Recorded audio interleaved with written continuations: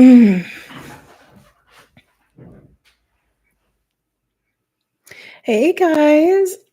Oh gosh, already starting with the cough. Hi, Aloha Friday. I hope you guys are doing amazing. I think I'm lagging today, unfortunately. Don't love that. Oh goodness, this microphone. Of course, the second we try to go live, all kinds of weird glitchy stuff starts happening. Let's see. Beautiful day, happy Friday. Aloha Friday. As told by Winter. Hi. Hello. So if you're new, welcome. Don't forget to like, subscribe, share, comments, and all that stuff. So for today, normally for sorry, I also like oh my brain. Last night was the first night in like a week I've gotten really solid sleep. So it's like I'm better, but like my brain power is not all here. So just be patient with me as we go through this live here. A couple things. So, for those who are new, the way this works, we hang out, we talk about some current energies, do some channel messages, we talk about the collective, and we also may pull cards for groups, elements, or signs. I'm feeling elements today, and the second I wanted to say that, I heard groups. So I don't know. We'll see how that goes. But I did plan for to do readings for the elements today. Okay. Now there is a little housekeeping thing, and then we're gonna get into it. So a lot of you have been aware that like Vimeo has changed up on on content creators. Um, all of my Vimeo stuff has been reinstated. So Vimeo actually, for those who are just like wondering, or like if you've been in this like debacle yourself as a content creator, Vimeo has given an option to opt out of their release of public information, which I was like, "Oh, thank God." Because it's like it was a headache trying to figure that out. So yeah, all the Vimeo stuff has been reinstated. Okay, for those who have already purchased things or you've like been wanting to and you haven't had access to my stuff, it's all good to go. The only thing is that if you are in the EU, unfortunately, you won't have access, and that was kind of the caveat as far as like opting out of their like public information stuff. Okay, so just a little housekeeping there. Wanted to mention that. Um, is there something else? I will be live this Sunday on Patreon to do the hangout for the new moon Pisces. I don't know if you all have been feeling the Pisces energy yet. We're definitely in a really interesting window, and I'm going to talk about that in the current energies. As a creator, have you noticed the changes for Patreon? I mean, they've changed a lot of stuff in the last year. A lot. They've changed a lot of stuff in the last year. Um, and actually, on that note, especially just to relay information to other content creators. So I did notice for a while that some people were trying to use Patreon instead of Vimeo to do like single post purchases, but Patreon won't maintain that. So that is something that will go away on Patreon. Just let some other content creators know. There's a whole explanation as to why that is. I talked about it over on Patreon. It's not important for here, but just to kind of relay that information to you guys, uh, for those who need to know. But yeah, I will be live this Sunday. Probably, I don't have a time yet in my mind. um, Somewhere, I don't have a time yet, but I will be live on Sunday on Patreon for my patrons who are here. Okay. Did Roden release the tarot course? No, I have not released the tarot course. Um, I have not released the tarot course yet. I have not released the tarot course yet. It like reading that just like brought my mind into so many things that I do want to talk about with you guys that are relating to the current energy. And I think also why there's like just been a little bit of delay on some stuff on my reality anyway. It's not just my reality. I think it's also a collective thing. Yeah. So that's all the housekeeping. Okay. Something that I have been doing in the last, I want to say month at this point, is anytime I'm going to go live, whether it's with patrons or the YouTube collective, is to kind of tune in with spirit and see what spirit wants me to just discuss with you, or even just kind of get into topic wise to kind of like lead us in to the main messages at play, or even just what needs to be discussed between everybody. Okay. My pen matches the color of your glasses. I almost didn't wear these today. I kind of went back to like my old black glasses, but as you can tell, I don't know, it's a different style day. As you can tell, things have been so interesting this week. I feel like they shoot those third eye vibes. I do really like them. I do love the color. They're just big is the only thing. And I have kind of like I have like a tiny face, and so it just feels like a lot on my face is the only thing. Okay. I want to slow down some of the energy here.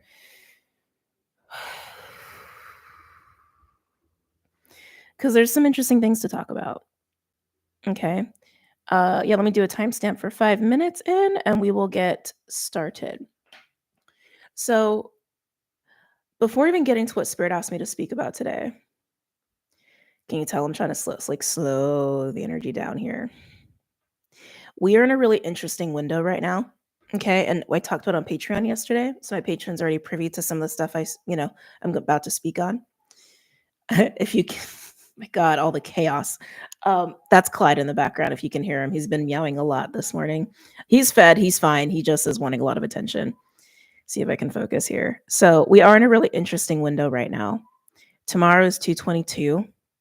The day after that, Mars goes stationary direct in Cancer, and then we will enter the post shadow from Mars retrograde, which is an integration period of everything that we have been learning and experiencing under Mars retrograde since December. But really, the pre shadow started in September. So I would even say from September to now, integrating some things, some changes, some growth, some lessons learned. I don't know why I'm hearing the word towers, but maybe some towers some of us have been experiencing as well. Okay.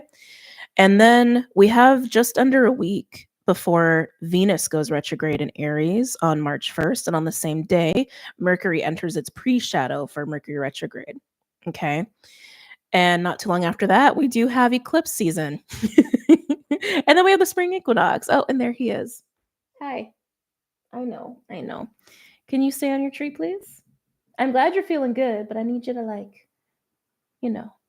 go into chill mode. Pretty please. Okay. So we do have a couple really big shifts that we're entering, some new energies and cycles that we are entering as a collective. And I can feel it. I can feel the switch up. That's why I kind of labeled this live the switch up. And even when speaking on Mars retrograde and Venus retrograde, this is just my belief. It's not to say it's universal truth, but I feel like when Mars goes retrograde, we really need to lean into our feminine energy to support us through that.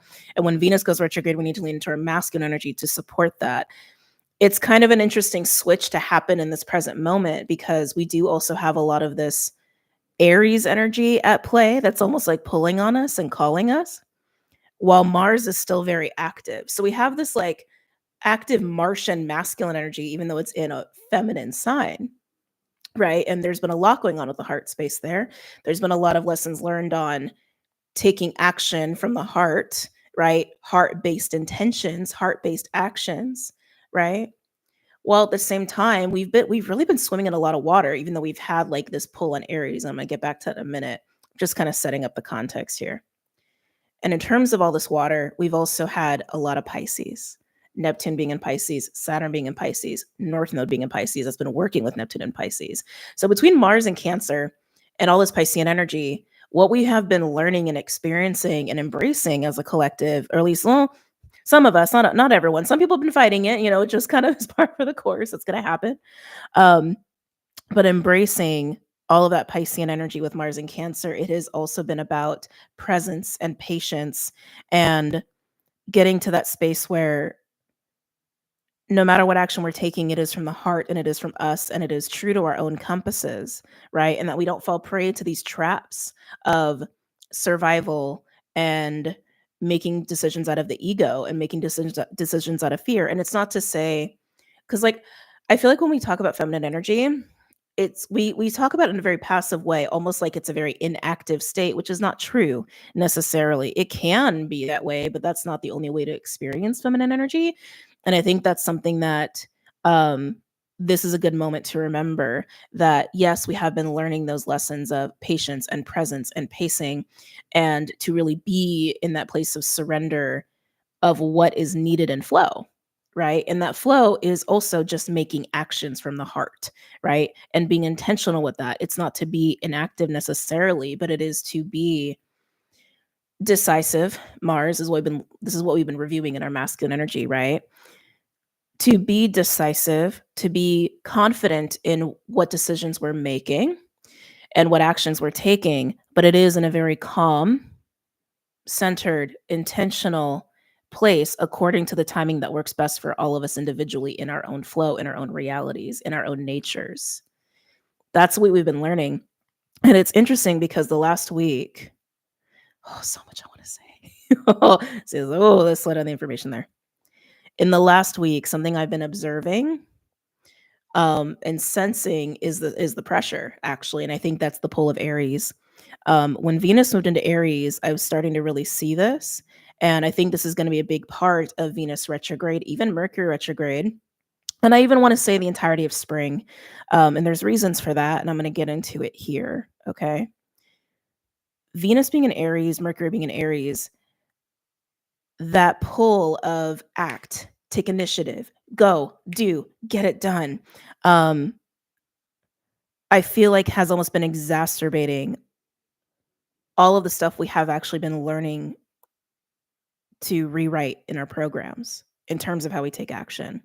It almost feels like the impulsive energy of Aries, a little bit of how we have been operating as a collective, how we learn to operate, which is by deadlines and timing and just push, push, push. Um, and yes, there are times we need to do things that maybe we do need to make a quick decision about, but it doesn't mean we need to be pushed out of our compasses. It doesn't mean that we need to be pushed into or pressured into making decisions from an impulsive, egoistic, or fearful place, or even by the expectations of other people. And yes, again, there's always going to be things that, like, yeah, we need to get these things done, right? Like very 3D things, taxes, paperwork. That will always be the case. But to remember that we don't need to be pushed out of the best way for us to make those decisions. And survival and fear are part of that. Ego's part of that. And of course, pressures of expectations in society are part of that too. It's just something I've been seeing and sensing. And I think that's because we are in the middle of this switch of Mars retrograde to Venus retrograde. And even I want to say the switch in how we're operating in our polarities of masculine and feminine energy, of how do we stay within ourselves and are open and receptive, right, to what's happening around us, to what wants to come into our reality, even how we're attracting things into our reality, but at the same time taking accountability and being responsible and being disciplined in how we take action amongst all these forces. And again, decisive and amongst all these forces. It's a balance. Everything is a balance in this universe, right? So this switch up, it feels a little, and I don't know if you guys have been perceiving it this way, but like the way it's been picking up on me, interesting. The way I've been picking up on it, sorry, a little Yoda speak there. The way I've been picking up on it feels a little tornado-like. Definitely feels a little tornado-like. Um, yeah. And so if you're experiencing it that way, I want to say just, give yourself some grace that if you start to, because it's like the thing that Spirit really wanted me to speak on today is how to maintain that sense of self amongst the collective chaos is actually what Spirit wanted me to focus on. And I was like, okay, I see why. I see why in the midst of all the stuff that's been coming up this week and where we're at presently and where we're going as a collective in these transits and in these shifts of energy, right? So that collective chaos, again, it feels like that switching of the polarity, but it's like all the stuff we have learned and like that all of the work we've done to like really learn like this lesson of presence and patience and centered and heart-based intentions and really going with the flow and not holding on to things and not being in a control mode. Here comes Aries going like, nope. Here comes Aries almost ready to like grab us and sweep us back into those ways of being, into that, no, take control. No, take initiative. No, push. No, do. There's a timing thing here. We must do. We must do. That's really how it feels. Well, and I don't say I don't like it. And I think it's putting some people on edge. It's like anytime I've gone out into public around the collective, I can feel it. People are like on edge. And there are definitely times where I'm like, people seem almost a little aggro for like no reason. And it is this like restlessness. It's this like agitated, restless energy. Um, And so just again, have grace for yourself, have compassion for yourself if you are feeling that and sensing that. And also recognize if you would benefit from even going deeper within to really hold on to yourself in the way we have learned to, of how important it is to hold on to our sense of self to make the right decisions for ourselves. Because this kind of chaos, right? When people are on edge like this, and they are getting swept back into no, I must take control, survival. I mean, even like it's like the whole egg thing. Let's like not even get into the whole egg discussion. uh, what's happening over here? That is absolutely a manifestation of this energy. Okay. Absolutely. Like, I saw we're gonna talk about it, we'll talk about it a little bit. I saw a random, like, short come up on my feed about the Costco line at for eggs, and I was like, "Lord have mercy, really?" I get it. I get it. But that is absolutely a manifestation of this energy. I must take control. I must go into survival mode. I must make sure. It's like it's all of that. It's all of that. So, if that is touching you energetically, emotionally, pull your energy back. Pull your energy back, go really within, especially with the new moon in Pisces coming up. I haven't looked at all the aspects of it yet. I will soon because again, I'm going to be live on Sunday in a couple days. But Pisces is all about being within. Pisces is about being in that introspective void like place, but within that vastness of being within is where we also encompass all of who we are and we insulate ourselves from that external crap. Okay? From the chaos of the collective. If you have been finding that that energy has been sweeping you up, keep in mind you've also potentially been feeling the pressure to make certain choices or big changes, but that might not be even all of you. It might actually be some energies that you've been sensing and picking up on, influencing you to make certain choices and decisions that maybe are not aligned to who you really are or what's really in your best interest right now. And timing, even the whole thing about timing, it's interesting because like the thing that is so humorously what's the word? Oh, what's that word? Oh, what's that word? It's gonna drive me crazy. Um, it's not hypocritical. That's not the word. Oh my god. Oh, enigmatic, that's not the word. Oh well, that's the oh my god, it's gonna make me crazy. Um whatever, it's fine. If the word doesn't come to me, it's fine. What is so humorously enigmatic about the way paradox. Thank you. Oh my god. I was like, somebody read my mind. Paradox. The paradox of this universe, right?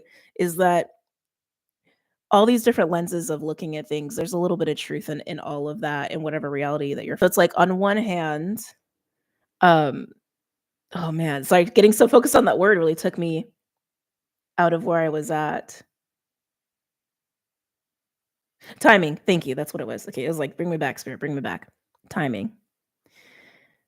The paradox, the hysterical paradox of these different lenses that we all look through as a collective with each other, especially in terms of time, is like, oh, like time doesn't really exist and like time is not linear. And so everyone's in their own timing. But at the same time, you have people that also really push that narrative of, yes, well, well, we have our own timing. You don't want to miss the boat.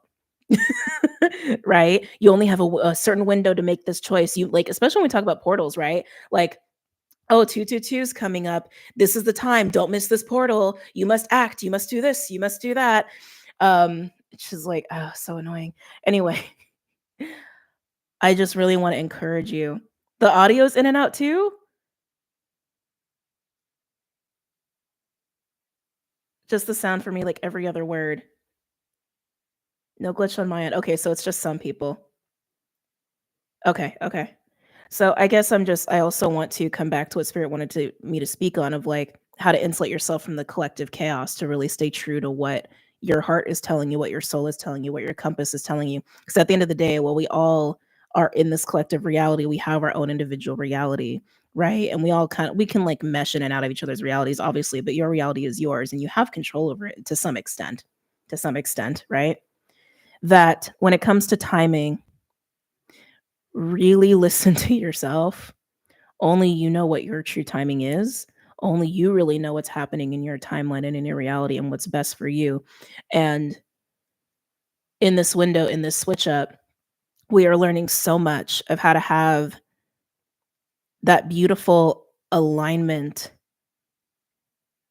empowered alignment to believe in the decisions we're making, to believe in the path that we're forging, to believe in the choices that forge that path, but at the same time, to actually allow ourselves to be present with it and enjoy it and be in a detached place about it and have that sense of faith and trust and knowing that everything's going to be okay, right? That masculine feminine harmony Interesting. I wanted to be said that way. Um, so I know it's easy to get caught up in fear. I know it's easy to get caught up in expectations. I know it's easy to get caught up in deadlines and the shoulds and all the crap that's going on in the world. But don't forget the importance of yourself, really, and that your heart will never lead you astray if you allow yourself to give yourself the space and the time to prioritize being deep within yourself. Okay? Yeah, that's all I wanted to be said today. Get out of nature too. Yes, I went on a nice walk and definitely helped with my mentality. Yes, absolutely. Absolutely. Anything that works for you guys to like get you into your bodies and into yourselves. Yes, problem solving and resolution is a huge part of that too. Of this like harmony that we're speaking about and decisiveness that we're speaking about. Has been such a huge lesson over the past 12 months in particular. It's been a huge lesson for the collective, I want to say for years. And depending on like your wave, your wave of how long you've been on your spiritual journey, because everyone's different. Everyone feels like they've had their own little tip of the hat to like a spiritual journey or like an awakening or whatever word you want to use for yourself at different points in time. And I feel like the harmony of those polarities amongst other polarities has always been a theme, because harmony, ebb and flow is literally what makes everything go round. Right? So in a way, no matter what you're like focusing on talking about in terms of all these like spiritual themes or just events going on in the world, at the center of everything is the ebb and flow of the universe, like is the ebb and flow of harmonizing energies, is literally at the center of all things that ever was and ever will be. So it will always be a theme.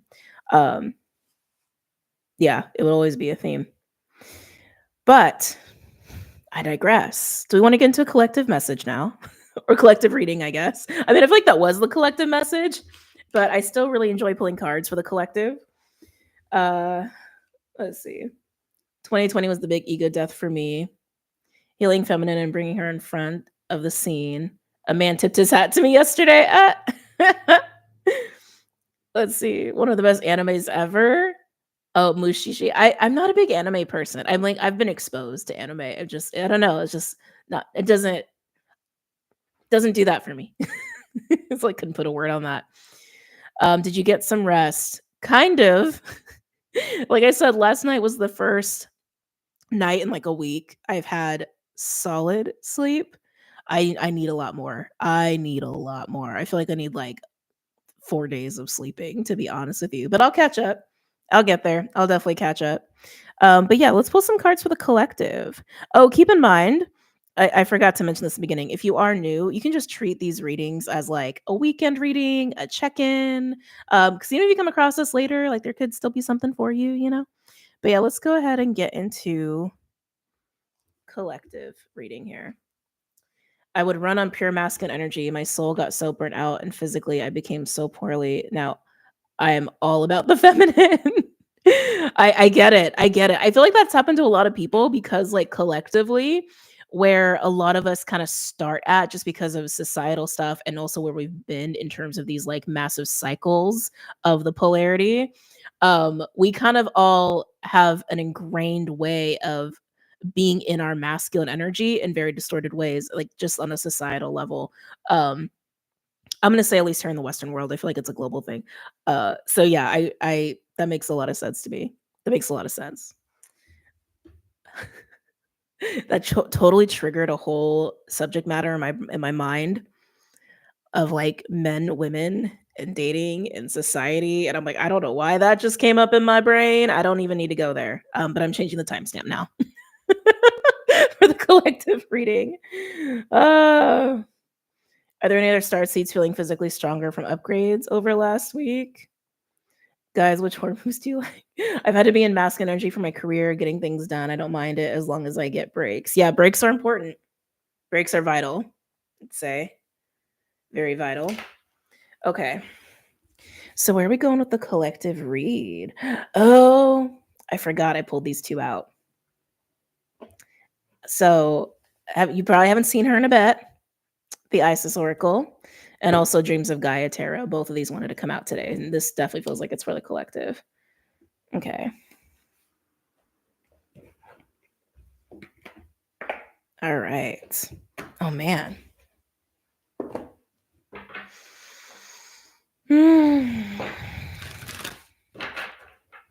Any messages or insights for the collective? For the collective's highest good in this present moment.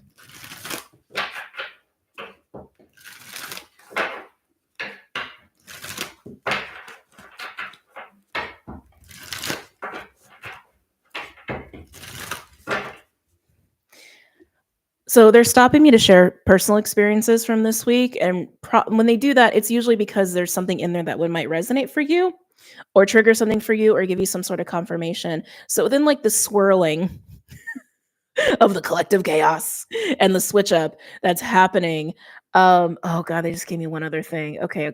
Let's slow down. Let's slow down. They were giving me the bubbling thing. Some of you may feel like you have bubbled really well against this collective energy. I also am feeling that there's a timeline thing there too. Excuse me. Um, Interesting. Some of you may be perceiving this as a timeline thing of like you're on your timeline, and then it's like there's a chunk of the collective that's going through a very chaotic period of time, and they're on that timeline and almost like not allowing that timeline to touch your timeline. Whoever needs that confirmation, it's just something that came through. But speaking to more of some personal experiences that were going on this week, so amongst the swirling, you may also have been feeling pulled on, whether it is like in the chaotic way that I spoke on, or even by the old things. Okay. Oh, thank you. Some of this ties into timelines as well. Some of you may have been like traveling, like astral traveling. Some of you guys, there could have been people from your past, like pulling on you energetically, or like coming up in your mind, or like old habits or things. I do feel. Hmm, yeah, I do feel like that's like old timeline stuff coming up. Whether you feel like, there's a potential to get kind of pulled back into old versions of self, or it's an old version of self, like just kind of seeing you, recognizing you, acknowledging you in a weird way. You can even look at that as like future you, which is a present you, connecting with an old you, where that perceived you as a future you. Let's not get too crazy with this. Um, but yeah, with the chaos, um, yeah, if you're feeling certain places or people that are old, again, old part of your old reality, old versions of you, old chapters, I feel like it is part of this retrograde energy with this like switch up that we're experiencing. You don't have to feed it. I don't think there's anything wrong with acknowledging it. I think it actually wants to be acknowledged. Acknowledge that, wave hello. Hello, past. Hello. Wave hello, give homage. Um, Maybe some of you guys that could actually give you some nice closure if you need closure for anything. But yeah, it's nothing you have to feed necessarily. Have that level of awareness and detachment. This is also why it's important to maintain um being so centered deep within yourself right now amongst this chaos, because if you are not aware that like this kind of stuff is like swirling around you, or there's like some timeline shifting happening, which is absolutely happening right now, you could start to feed old timelines that really you don't need to. Okay. You could even like open up old wounds and old narratives that you don't really need to. Okay. Why are you waving at me? Because my friend said to wave at you. I love you, Alejandra. Okay. I swore we were gonna get like a past life card coming out here. Key of life. Ooh, I love it. Spinning the Ankh. Spinning the Ankh. This is giving me almost a world of fortune. Can you tell where my fatigue is at? Um, it's giving me the Wheel of Fortune vibes, like very strong Jupiter vibes. I'm hearing progression. Hold on a second. Yeah, I feel like that's what this is. If old shit's coming up for you, places, people, or again, you're like astraling a lot, um, it really does feel like it's so weird to explain this. Like an old timeline's just kind of like rubbing up against you, because there is like for some of you, it's a final closure of an old timeline or an old version of self. But others of you, it's because you're actually moving into a new cycle or a new timeline or a new reality, however you want to look at that, or a new version of self, and you're cementing yourself in it. So as you're cementing yourself in it, it's like the old energies are like, wait, wait, wait, wait, wait. The old energies are coming up to for recognition. It does feel like that. It feels like recognition. Again, some of you could be perceiving this as past selves, future selves, looking at each other, witnessing each other, a moment of witnessing. They said just chop it up to that. Don't make it complicated. It's hard because I always get so much information. And so I like giving details, but I also know sometimes giving so much detail can also confuse some people. So just look at it this way, whether you're traveling, old places, old people coming up in your awareness, or you're feeling people pull on you, or people are reaching out. It's just because the timelines are like literally just like, they're literally just eh, witnessing each other. Okay. The old timelines, the old versions of self with the present self, present timeline, just witnessing each other. Allow yourself to witness it and observe it, but you don't have to pull back. You don't have to like you don't have to pull into it either. Like you don't have to feed into it. You don't got to jump into it. You don't even have to analyze it. Just observe it. Okay? Just observe it. Just observe it.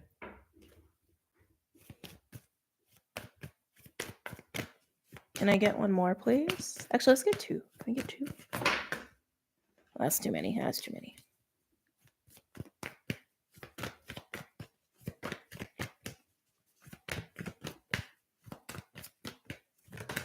I am entering the word integration. Like I mentioned before, Mars going stationary direct, we are entering the integration period of Mars while we are going to be actively experiencing a retrograde growth reevaluation of Venus and Mercury. So we're going to be going through this growth and reevaluation of how we operate in our feminine energy and also how we communicate and also our own way of like planning and our own belief and a little bit of beliefs going on in there because it is Mercury, but communication is going to be at the core of that. How we communicate from the feminine, even and needs of the self, that's going to be under strong reevaluation and change while we're integrating all of what we've been learning of how to make confident decisions from an intentional heart-centered place. Okay, just wants to be reiterated here. The integration, you may be very aware that you're integrating something really important for yourself right now. Oh, not my favorite card. Power over 7 scorpions. Power to conjure lower vibrational forces. Very interesting. So when this card comes out, it's a really interesting card actually because it speaks on the power of words. It speaks on the medicine of venom and antidote via words, specifically words. That's why the word conjure is here, right? This is also why a level of awareness is important right now and discernment is important right now. As the chaos is swirling, as the switch up is happening, as these timelines are like, it's so bizarre. I'm trying to like really articulate what I'm seeing here. Okay, okay. It's almost like imagine are boats better or cars better as an analogy? Okay, imagine timelines as boats. Okay. And within these boats, this is also like the bubble thing that I've talked about before of like when timelines start to diverge, like similar to what we had in the pandemic, where some people were experiencing like riots and death everywhere and chaos. And some people were like, oh, nothing has changed for me. Right. It's like I do think that's part of this energy too, a little bit. Also in reference to the bubbling that I mentioned before. But it's like imagine that like old like different timelines. I'm gonna say different timelines and different versions of self are like in these boats out in the ocean, and they're just getting really close to each other as they're going to their next destination, as they are progressing onto the timeline, right? Moving about the timeline. Thank you. If this is above your heads, don't worry about it. Um, as we are moving about the timeline. This is very metaphysical talk right now. So it's like the boats are getting so close to each other that it's like you can actually see it. You can see it. You can feel it. You can sense it. You could touch it if you want to. Or you can bring it forward through your words by talking about it or by talking how you used to, by reverting back into old beliefs, which would also drive how you communicate. Okay. This is, again, why it's important to have that awareness. All right. I'm so grateful for you this week. I'm grateful for y'all too. Trust me. Trust me. Oh, we're in a very interesting window. Very interesting window. So it's up to you. This is also the power of choice. And this is also where I want to encourage the empowerment of choice and not the fear of, oh, well, if you make this choice, you're effing up. Like, or if you don't make this choice in this window in this time, you're gonna miss the boat. That's not what I feel here. We always have a choice. We have a choice in every second and every moment. And again, it's not to apply pressure or fear of how you're making your decisions. It's just to bring that awareness of these boats, these timelines, these versions of self are just very, very close to each other in how we are passing through time and space right now. Because the timelines are very malleable right now. I'll say it that way. Because the timelines are very malleable, including the versions of yourself that you align to are very malleable. This is very uncomfortable for most people. This is also why it's important to go very, very deep within and operate from a very deeply within place, because you are going to be very much in your own energy and your own truth, and you're not going to be as jarred or as restless or as, aggravated by these timelines that are swirling around you right now, around all of us right now. And that is the power of choice here. And with the key of life, again, it feels very Wheel of Fortune to me. It feels very much like, how do I want to say this? That there's a lot of, it feels, if I want to say the word bounty. It feels like a beautiful, bountiful energy with the key of life. And I believe that that is coming in for most people who are here, most people who are resonating with what I'm saying.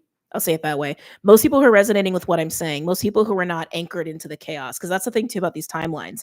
As these timelines are swirling around, there are people who are very anchored into those timelines because of the alignment and choices they've made in recent months and recent years. So it's like everyone who's here who's resonating with this, I feel like whatever has brought you to this moment in time, you are able to sit in a bubble a little bit and like observe that, right? And observe that. And you can align to whatever you want to. Thank you. That's why.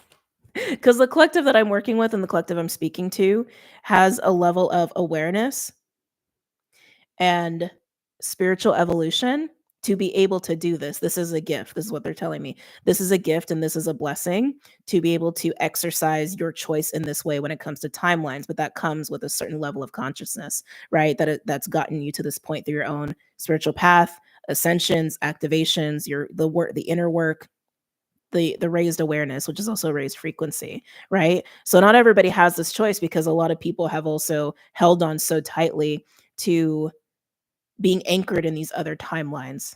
Okay. But don't worry about other people right now. This is just to give context to God, this is such an interesting read today.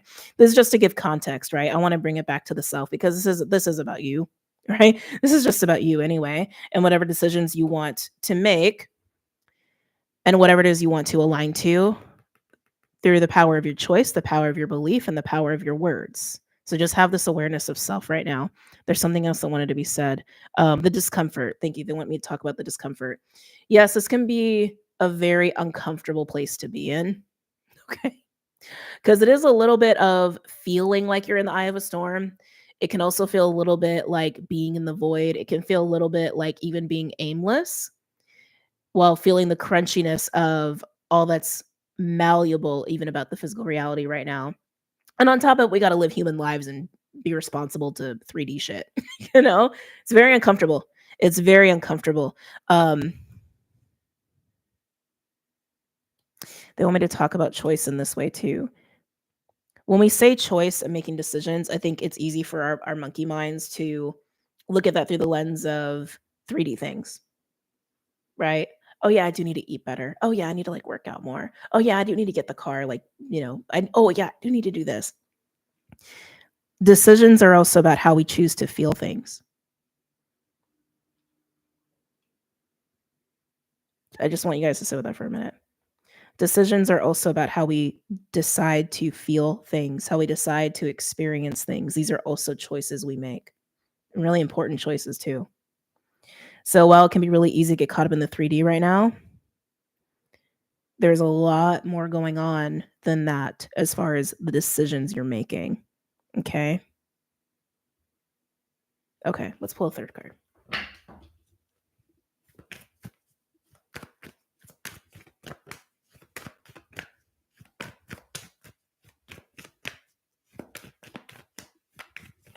Can I get a third card, please, for the collective? That's nice. Ooh, and of course, in the bottom, we have healing the divine masculine. A little ode to Mars retrograde there. Spirit of Isis, triumph of the goddess. I feel like this is just like a nice like exclamation mark on the end of everything that we're speaking on. Right? I feel like this is saying like everyone who's here right now, everyone who's resonating with these messages and who's like feeling what I'm saying, you're fine. Everything's okay. You're fine and everything's okay. And you're navigating the best that you can in the way that's authentic to you. Okay. I've been adult coloring just to calm myself. Yes, this week was absolutely awful. Oh, Virginia, I'm so sorry. I'm so sorry. Yes, this is collective. This is collective. I think I saw somewhere someone mentioned the order and the chaos, and I did mention that I think in the weekly. Yeah, I think it was the weekly because Saturn has been sextile. Was it Saturn with Uranus? I want to say it was Saturn with Uranus. Yes, it was. Sorry, I didn't. Sorry, should I like kind of yelled into the microphone. Yeah, I did talk about this in the weekly on Monday. That Saturn in Pisces is sextile Uranus and Taurus, and that's going to be hanging around for quite a bit because Saturn has been really well in its like progression through Pisces at this point. Saturn doesn't go retrograde again until like May. Okay. So Saturn's moving and grooving, but Saturn still moves slow compared to like Venus and Mars and etc. And Uranus moves pretty slowly. So we're gonna have this really nice sextile for a while, which does help and facilitate us to find the order Saturn in the chaos with the chaos Uranus. So yeah, just wanting to do a little ode to the astrology around that feeling of everything else that we're experiencing right now. I do offer personal readings. I do. Sorry, so much just came up in my head to speak on about that. I do personal readings. There were a couple people that got in into March, and then I had to like close out the books because there's just some things I need to take care of that it's like end of the year stuff, um, like taxes and like catching up on some patron stuff and things like that. And then I'm definitely gonna open up. So this weekend, I'm trying to knock a lot of things out of my list that I feel aligned to do so. And then once I do, I can also get a better gauge on when I can offer sessions more regularly. But I do think actually by the end of the weekend, I'm going to be open, like very open for sessions. It's just a feeling that I'm getting. Okay. But I do announce that. So I used to send out like a little newsletter when I was gonna open. I don't like if you're signed up on the website, I don't bombard your email with things because it's like that's just more things to do. You know, to be honest, I'm just keeping it real with you guys on how I operate. So I only send out newsletters when it's really big things that are happening, like opening again for sessions, or like a course is coming, or like an event is happening, you know, something like that. But I do announce it on Patreon first, and then I announce it over here on YouTube. So my patrons always get the heads up first. Um, how do we book those? It's just through the website. It's very clear. So if you go to the website, you'll see like, you know, the tabs and you just look for services and you book. It's very clear. But like I said, books probably won't be open until the end of the weekend if things go according to plan. Okay.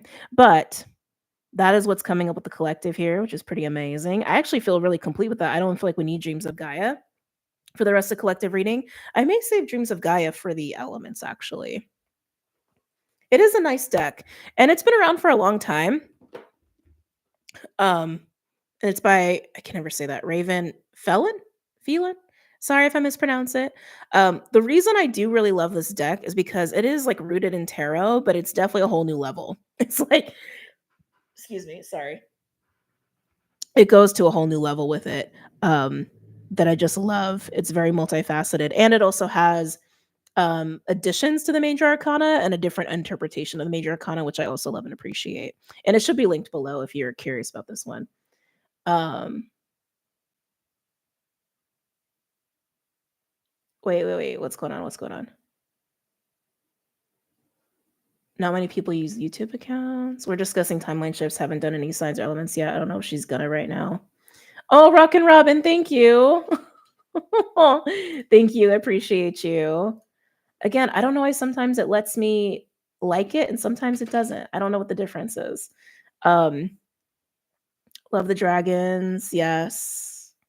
Feel like I comprehend it better versus seeing all the signs. I'm weird. I get overwhelmed too much by information. You're not weird. It's very normal. I don't think we can submit the birth chart when we go to booking. So again, like it is, if you read the descriptions, it's very clear. Like if you're booking an astrology session, for example, it'll prompt you to put in your DOB information, and then I look at your chart outside of your booking, and then we like look at it together in the session. Um, I promise it's easy to follow. I promise. And if it's not, you can always like ask a question if you're confused. Um, yeah. Okay. All right. So let's move on to elements. I hate that we can't like it either. And again, sometimes it lets me and sometimes it doesn't. I don't know. I don't know. I don't know why. I don't know why. All right. Who's going first here? Actually, let me make a little space on my table. Definitely using this guy today. God, and I love the art. Like they put so much into this deck. Like I want to find a really elaborate card. I mean, well, they're all like they're just like I love it. I love the imagery. And this is before AI, right? So it's like I don't know. You can just tell they put a lot of time and energy into it. Yeah, I love this deck. Anyway, love your beanie. Oh, that's because I'm having a rough hair day. I don't know if it's like the water here or the season or other, but my hair has like actually not been that happy. And I've just been trying to like run with it. Um, but that's why I have this on. I didn't this morning, and then I was like, oh no, this is needed. And it's interesting too, because I actually do have like merch. So I don't ever talk about my merch, like ever. And I just don't think about it. But every time it gets to the end of the year stuff, I go and I look at like Teespring and just like, I look at my merch and like, decide if I want to make any changes. And there are definitely some things I want to do merch wise. But I do have a couple beanies in my merch, and I actually do have one. And it's like crazy. I never think to wear it, but I'm not a hat person. I'm just not. I kind of like my hair to be free flowing. I think it just makes me feel kind of like, I don't know, confined or something. But I do actually have beanies in my merch. I have beanies, I've got a couple hoodies. Um, and I am looking forward to like adding some changes there too with my merch, but don't matter right now. Um, I have the Dreams of Gaia deck. I love it. You always have a good scarf wrap. Oh, thank you. Thank you. Thank you. Okay. Let's not get too distracted here. So I'm definitely using Dreams of Gaia. Are we doing a lead in? Hold on.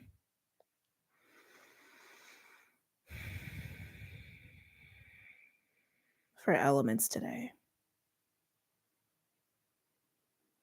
Okay. Okay. We're gonna do the star codes astro, and then we're gonna use Dreams of Gaia, and then we'll probably use regular tarot as a follow-up. Okay. Oh. See? These glasses are so huge. I feel like it's just so much weight on my face. Anything with Clyde on it? Not yet. Not yet. A lot of people have asked me for that for Clyde merch, and I'm like, oh my god, like I know that I know, like even I would love to wear some Clyde merch. But I'll just say not yet. But okay, let's go ahead and get into these elements here. Who is going first? Earth is going first. That was very clear. Okay.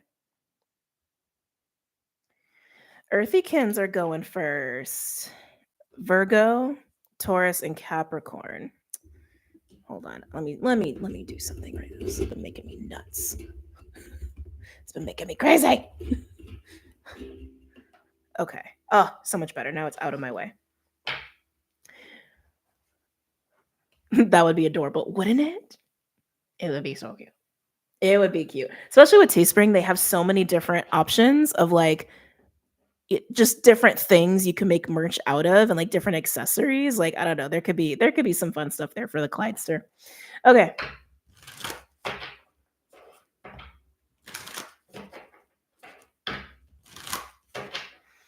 Earth signs. Taurus, Virgo, Capricorn. Ooh, why am I getting like I feel like I'm like getting what is that? Is that like adrenaline? Maybe that's adrenaline. Oh, I think that's adrenaline. Earth signs, there's a lot going on with your solar. They showed me something really interesting. So the sword has been coming up a lot for months at this point as imagery, relating to the mastery of the mind, mastery of words, mastery of your own narrative, mastery of your own belief, and also how you wield that, right, in terms of conversations or how you wield that in terms of making decisions. So that's coming through really strongly, not surprising given where the collective is at. But I'm actually showing you holding it. Like they're not just showing me a sword, they're showing like you're holding it and you're using it. I almost want to say like you're like stabbing or something. You're using it.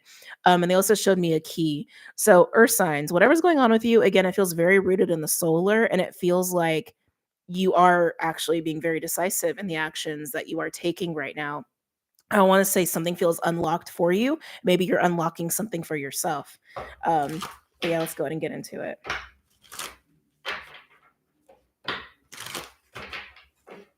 Clyde's face on a t-shirt and text, here for a good time, not a long time. Oh, I want him to be here forever. But I get it. I get it. I get it. That would be cute. I've definitely got a couple where he's like being a fat, lazy cat with his belly all out. That actually would be cute on a t-shirt. Oh my God, that would be really cute. Anyway, don't distract me. Okay, earth signs. Taurus, Virgo, Capricorn. What's going on for my earth signs? Any messages or insights for my earth signs highest good for Taurus, Virgo, Capricorn? Yeah, it's like this action you're taking. I keep getting this like a rush of adrenaline, almost like I'm like needing to breathe heavy. Maybe some guys are also being more active lately. But it could be like something that makes you nervous to do or something you're really excited to do. Ooh. Dare I say the keys to the castle, earth signs? Midhaven with Pinnacle 36 breaking down to a 9. Oh, I feel like you're unlocking something big, like big earth signs, like big for you. And it's all by this mastery of the sword and how decisive you're being. Yeah. And again, with decisions, it's like there's decisions and there's actions. They're not always coinciding, but I feel like they're coinciding for you here.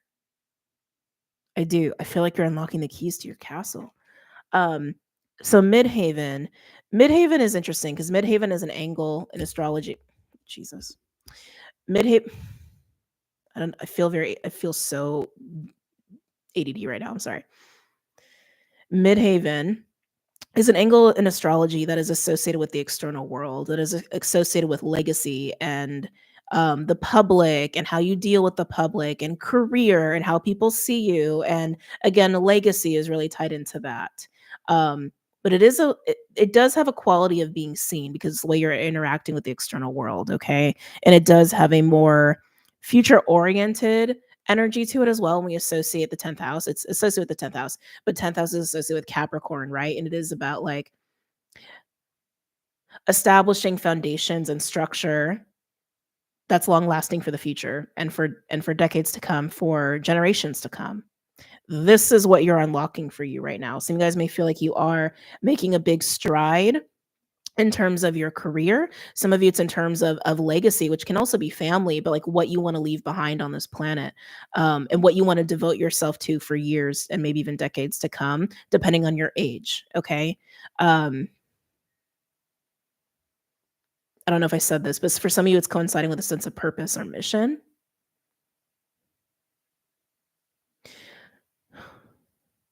So, okay. I also need to preface this. For those who are new, I read for a lot of people. I read for a lot of people. I get a lot of channelings. Um, Not all channelings are for everybody, so please just take what resonates with you, and if I say something that doesn't, it's for somebody else, okay? Because something that I just got to was what is this?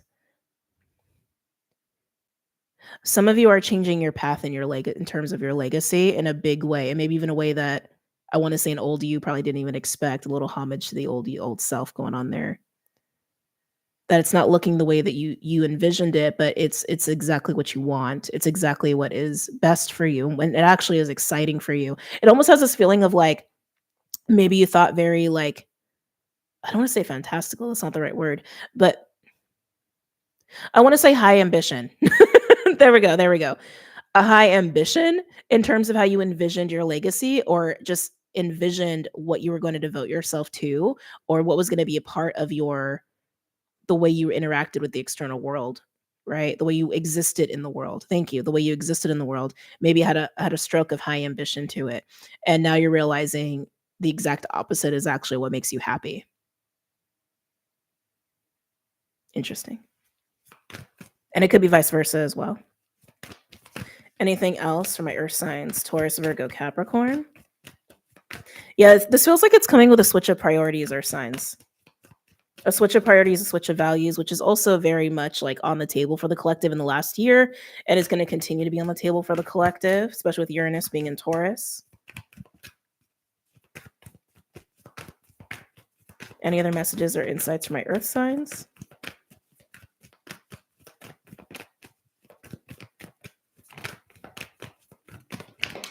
Let's see here. Mm-hmm. Oh, we like it. We have fifth house with passion. This is the house where we have fun. This is the house of play, of dating, of romance, of art, of creativity, of getting out there and having a good time. It's also the house of creative expression. We love the fifth house, right? And that's kind of what I'm getting to. It's like I feel earth signs for you. Oh, Jesus. Come back, come back. Whatever truly makes you excited and happy, that's what you're running with. And that's all that matters. That's all that matters. No matter what changes are coinciding with it, but you're being very decisive about it because you also have a clarity about it that maybe has taken a bit to come to you. And some of you may have already had this clarity and now you're in the thick of making decisions and making these changes. Some of you maybe even be on the other side of it and you're already in it, right? Well, that's what's coming through here. Let me get a little water. Mm. Oh, excuse me. Okay, one more. Oh, thank you. Asking you shall receive. Neptune, not surprising, literally the card of vision, right? The card of vision, the card of belief, the card slash planet of belief and spirituality and romance and creativity and play and all of that. Yeah, earth signs. I just feel like you have such clarity on what makes you excited and what you actually are passionate about, and you're willing to not only embrace it but act on it. Like you're not only willing to see it, but you're like, oh shit, that's it. That's it. Let me make the decisions. Let me make the actions. Let me make the changes. Let me devote myself to this. Let me commit myself to this. Whatever it is for you, but it is all around excitement. But fifth house and Neptune, there can be a flavor of your personal fulfillment. You could even say calling. You could even say your personal vision or your mission. Excuse me. Fifth house can also imply that other people are part of this too.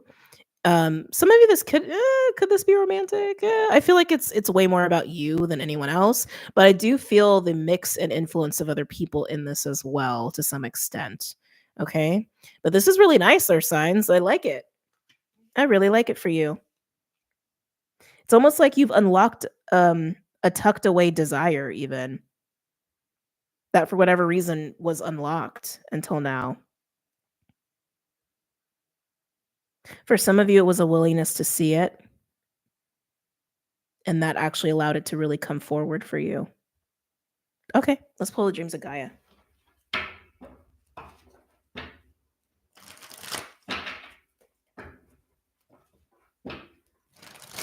Chiron is the wounded healer.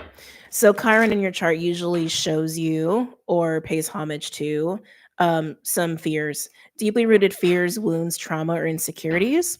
Um, Sometimes Chiron can even like highlight an unexplained fear or an unexplained insecurity. And sometimes, depending on what's going on in your chart, it can actually like show you where one is exacerbated in this incarnation. Everyone's chart is different, but that's how I would explain Chiron.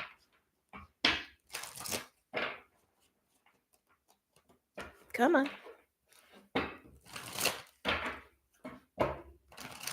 In a weird way, Chiron almost shows like I could see people seeing it as a weak point. I don't think it's necessarily weak. It's just a sensitive point.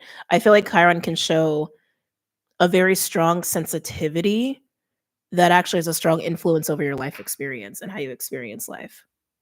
Is something else I would say about Chiron. Mm. And some positions are better than others or easier than others. This doesn't need to be a whole Chiron talk. Spirit was like, let's do a whole seminar on Chiron. Not today. Okay, let's continue.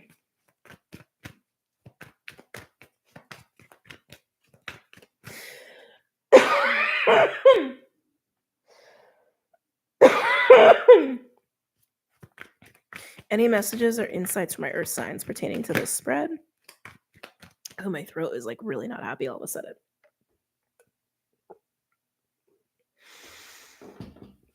Oh.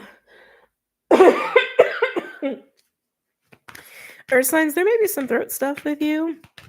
And like someone tried to point this out. Yes, I am an asthmatic. I do have asthma. It's not a surprise. It's not a shock. I've talked about it for years. I do have a very sensitive throat. So when there's certain energies that are moving about, it really makes my throat active. Just mentioning it. Anyway, 5 of Fire coming out. Very fascinating for you with this energy. I feel like you're overcoming this. The 5 of Fire is the 5 of Wands. It can speak to competition or conflict, tension even. I feel like this is more internal. I don't feel like you're fighting the external.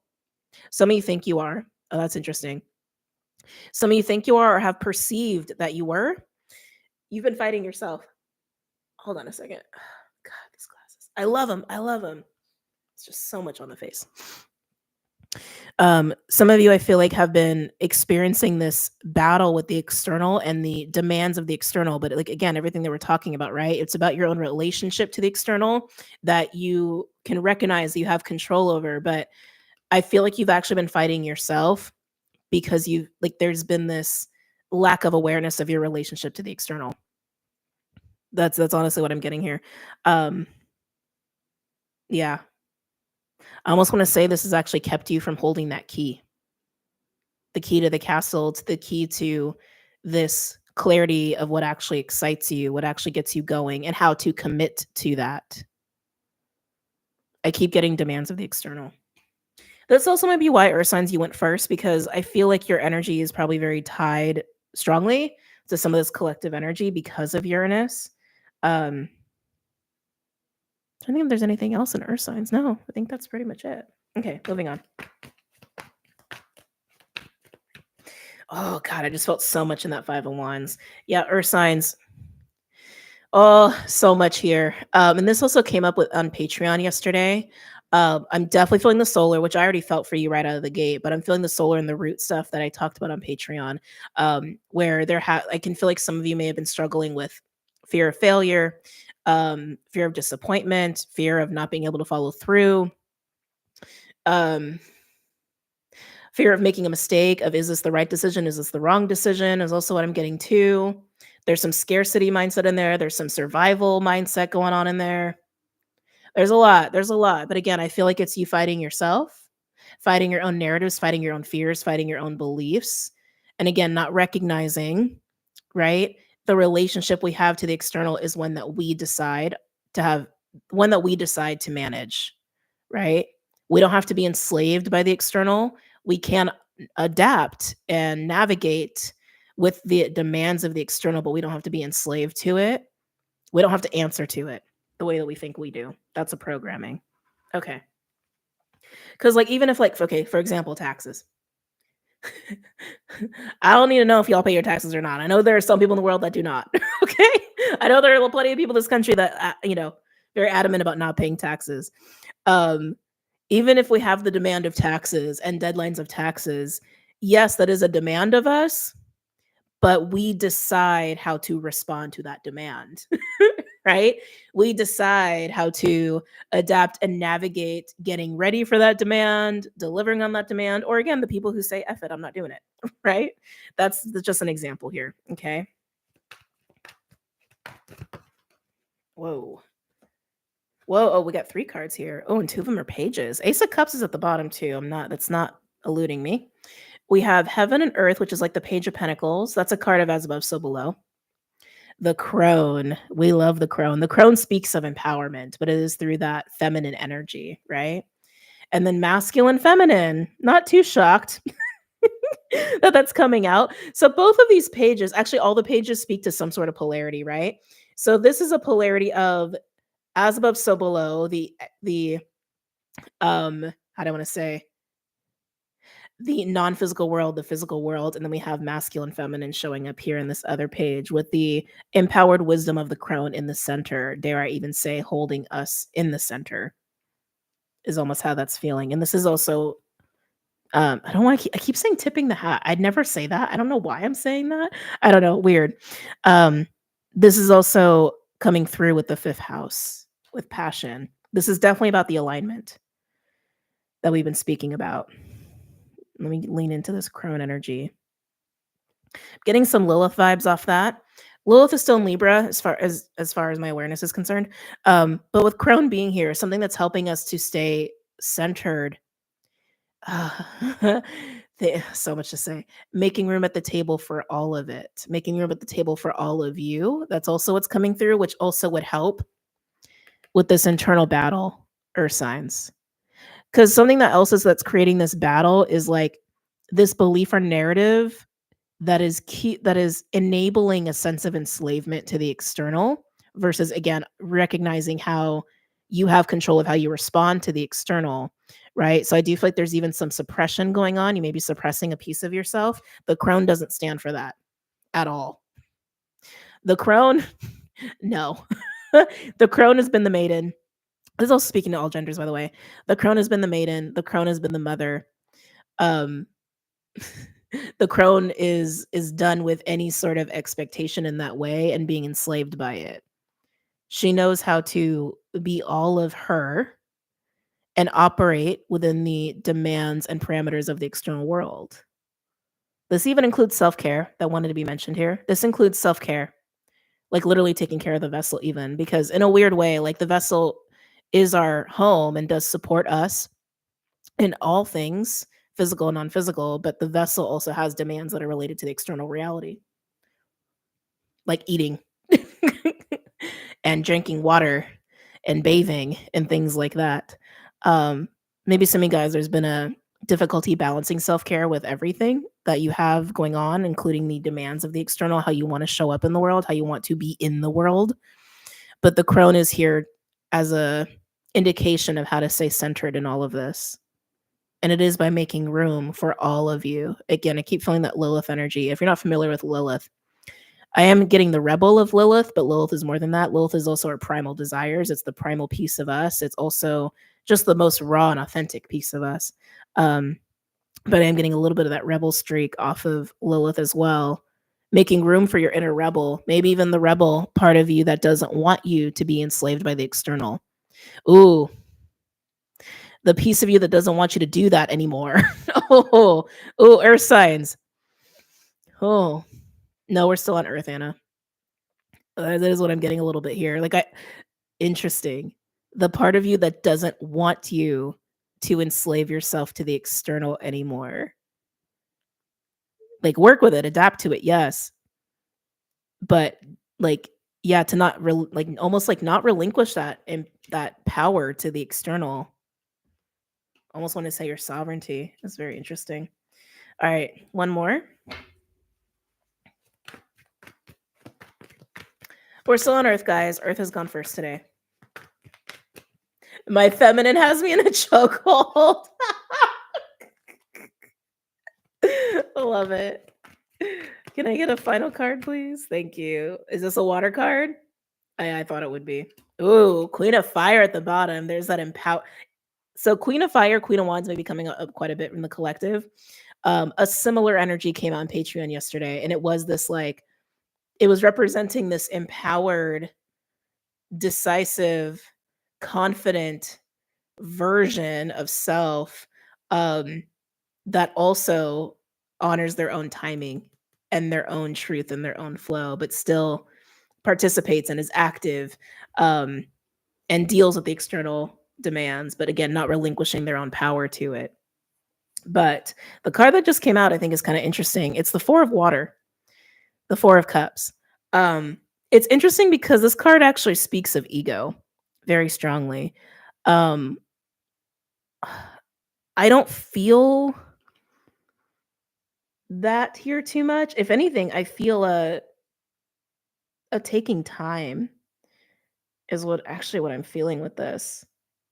Like taking moments. It's giving me Pisces, but I know like Four of Water, Four of Cups is very Cancer oriented. But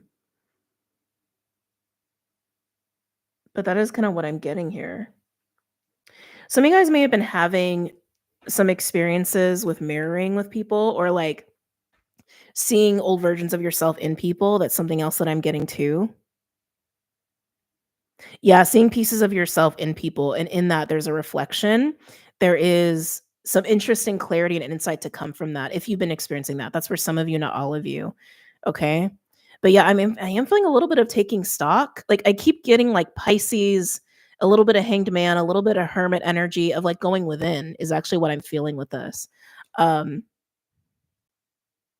which as we've been talking about is important in the collective right now. But yeah, if you are dealing with anybody or you come across anybody who like reminds you of you or specifically old versions of you, however they're behaving or acting or however the exchange is going, there's something to be seen there. There's definitely something to be seen there. Love his eyes, just so handsome, the man of yours. Oh, I know. I know. Very proud. Okay, let's go ahead and pull some tarot cards for the earth signs, and then we're gonna move on here. Oh, jeez. I'm not taking it, but the Knight of Swords came flying out. I don't know if you guys saw that. Okay. We're on earth signs, guys. We're on earth signs.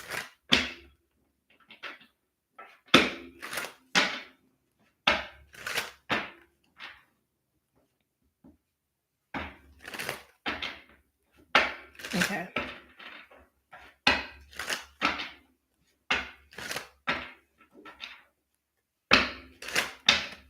Alrighty. Any other messages or insights for my earth signs? Capricorn, Taurus, Virgo. Am I taking these? Yes. Oh, earth signs. I like this. There's definitely some healing going on here. We have Ace of Pentacles, Queen of Cups, and Temperance, and this is for the Five of Wands and the Midhaven. So, like I said, you are definitely unlocking something really, really big for you, and it seems to be rooted in in how you manage or don't manage your relationship to the external and like the sacrificing of self that comes into play or even the suppression of self that comes into play because again it's part of life, it's like there are demands of the external that we do need to answer. It's just part of being human, right? But how we do that is completely up to us, and we can be empowered in that, and we don't have to lose our sense of power. We don't have to lose our sense of self. We don't have to be in survival mode about it. We don't have to be in fear about it. And there is a mastery that comes with that, but you are dealing with that, it seems like. And I do feel like you're overcoming it. With the Ace of Pentacles, the Queen of Cups, and Temperance, I do feel some contemplation through the Queen of Cups, a little bit of what I was feeling even in the Four of Cups, the Four of Water that came out over here, right?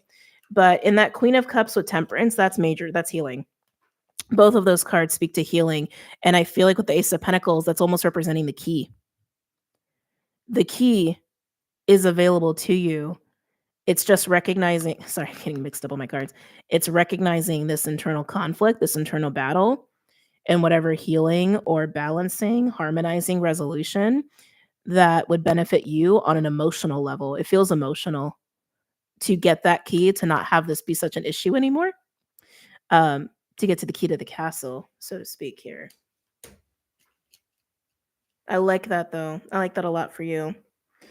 Okay, let's get into the fifth house with the Page of Pentacles, the Page of Fire, and the Crone. Okay. Let me scoot that over there. All right. Also noticing death at the bottom here, which is just indicating like major change, right? An alchemy and transformation. Excuse me. Tell me about fifth house, these pages, and Crone.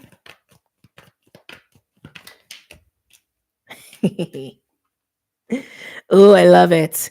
Wheel of Fortune. I love that this is here because the unlocking, you have the key, right? It's like that is absolutely happening, and it's happening with your own harmonizing of how you take back your power in terms of how you deal with the external reality. And it is changing things for you. Um, it's gifting you clarity, it's gifting you excitement, it's gifting you passion, but it's also gifting you power and sovereignty over yourself and a lack of willingness to compromise that, which is amazing.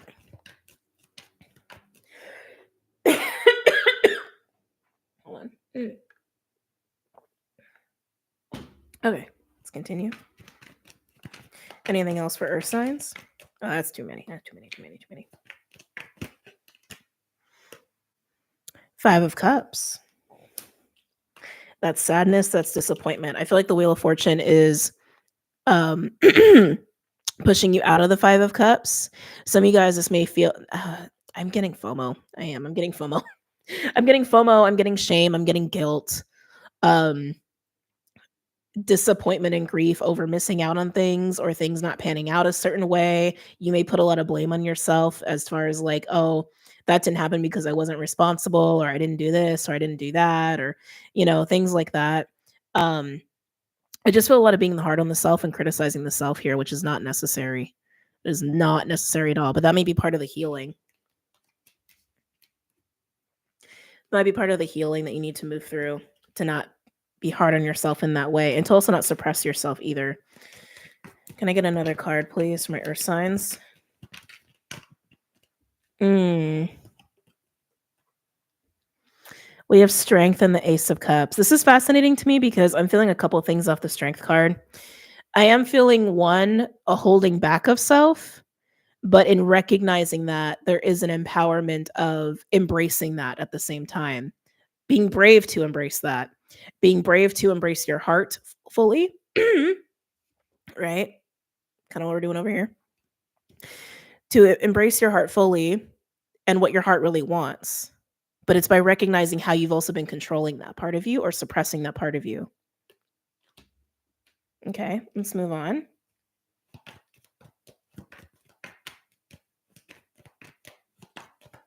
Yeah, I keep getting, it's like you have the key. You have the key. You have the key. Anything else for my earth signs? Any final cards or messages for my earth signs here? Oh, Knight of Cups. This is moving about the world. Open and ready to receive. Open and ready to receive is also something that's kind of important right now. We have Tower at the bottom just showing you. Tell me more of what's going on with the Knight of Cups. I feel like this is that pursuit. Now, I did see you like wielding the sword, but here you're wielding your cup. Which is really nice. Putting your true passions and excitements and your heart-based intentions first and foremost, and leading with that.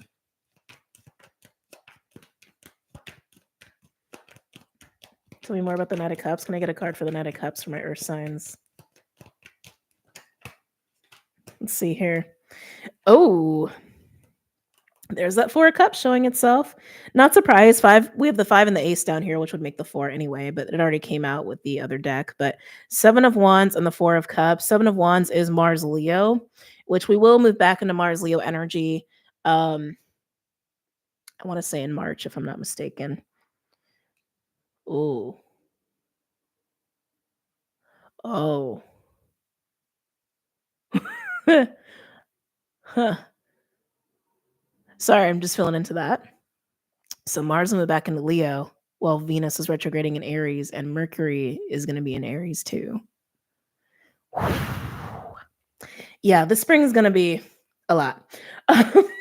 Anyway, oh shit, did I? Okay, I did do a timestamp. Sorry. Okay, Knight of Cups, Seven of Wands, and the Four of Cups. With the Four of Cups, like I said, I was feeling like a taking time, a reflection. And again, you may even be like, they're bringing up the timelines passing again. There may be some sort of like interesting insights or clarity that you may gain from having these mirroring experiences with people, or like, reflecting on your past, or like if you are feeling people pulling on you, it's like what version of you dealt with that person and how are you different now, that kind of stuff. There is something to be gained there, which is great, but again, don't get sucked into it. But I feel like there's something about that that's also helping to propel the embracing of the heart, because over here we have the heart that you're not exactly looking at, because there is this reflection of old versions of self, old timelines, old things. And at the same time, maybe even recognizing how you have suppressed a piece of yourself in the past when it came to dealing with the external world, when it came to dealing with relationships, maybe even when it came to dealing with work and success and ambition, just because ambition seems to be a theme here for you earth signs.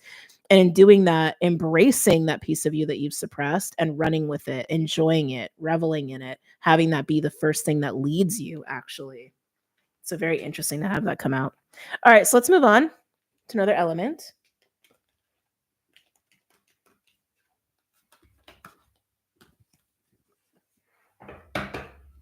Okay. Who's going next? We have fire, air, or water.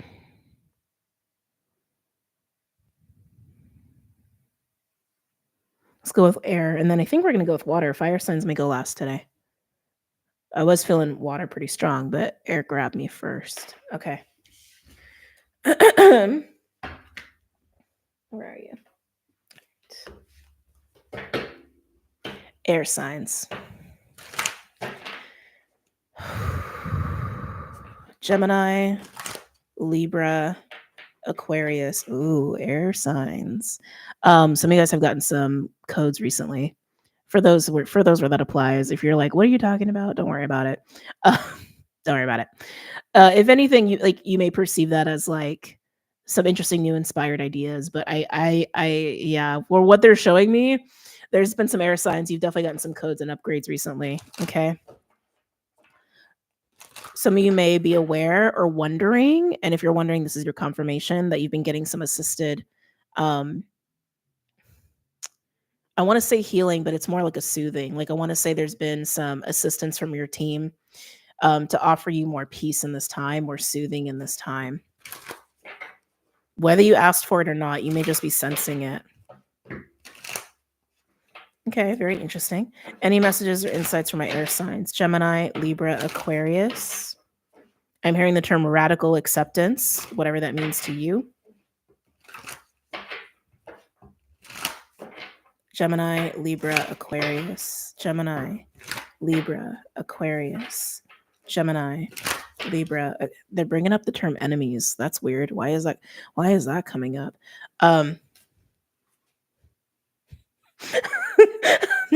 Like we were like in a really like nice, like beautiful vibe, and I'm like enemies. It's jarring. I don't know who needs to hear this. This may not even be for you. It may be like pertaining to people around you. There's an illusion happening of enemies. This is weird. There could be someone or people around you that are looping on some sort of illusion of like enemies. It's like there's just a term that keeps coming up. I don't think you're anyone's enemy. It's like this is what I mean. Like, there's something that feels very false about that. However, that's perpetrated. Interesting word to come up there. That feels, yeah, that's weird. It feels like it's an illusion, a belief that's being enabled. That doesn't feel, it's weird. It doesn't feel like it's coming from within the self. Like whoever, like if you're believing this or if someone else is believing this, it's not coming from the self. That needed to be, someone needs to hear that confirmation. If you think that you've got enemies or people hate you and you haven't seen like, if they haven't said that to you, It's not it's there's something false about it. Like you just can't shake it. There's something false about it. Anyway, weird. All right, Gemini, Libra, Aquarius. Can I get some cards for Gemini, Libra, Aquarius? Okay, we're back to the little bit of light energy going on here. Of course, we get an air sign card. Love it. Gemini with cross pollinate. Ooh, we just got a weird computer feeling. Like neurons firing. Like neurons firing. I'm hearing the word network very strongly. So air signs, you may have something going on that's like weird about the people around you and your network. Gemini is a very social sign, right? It's a sign of like that loves to communicate, loves to talk, loves to make friends, loves a very vast network, even if you don't participate in the entirety of the network often. It's also how that wants to be said. Um, there's something funky here. I just keep getting like almost like crossed wires. Now keep in mind, um, with that like enemy is an illusion. There's like wires getting crossed or something here. Something's not right in terms of that, if that's something that's happening in or around you. Um, Mercury retrograde, that's what I wanted to talk about.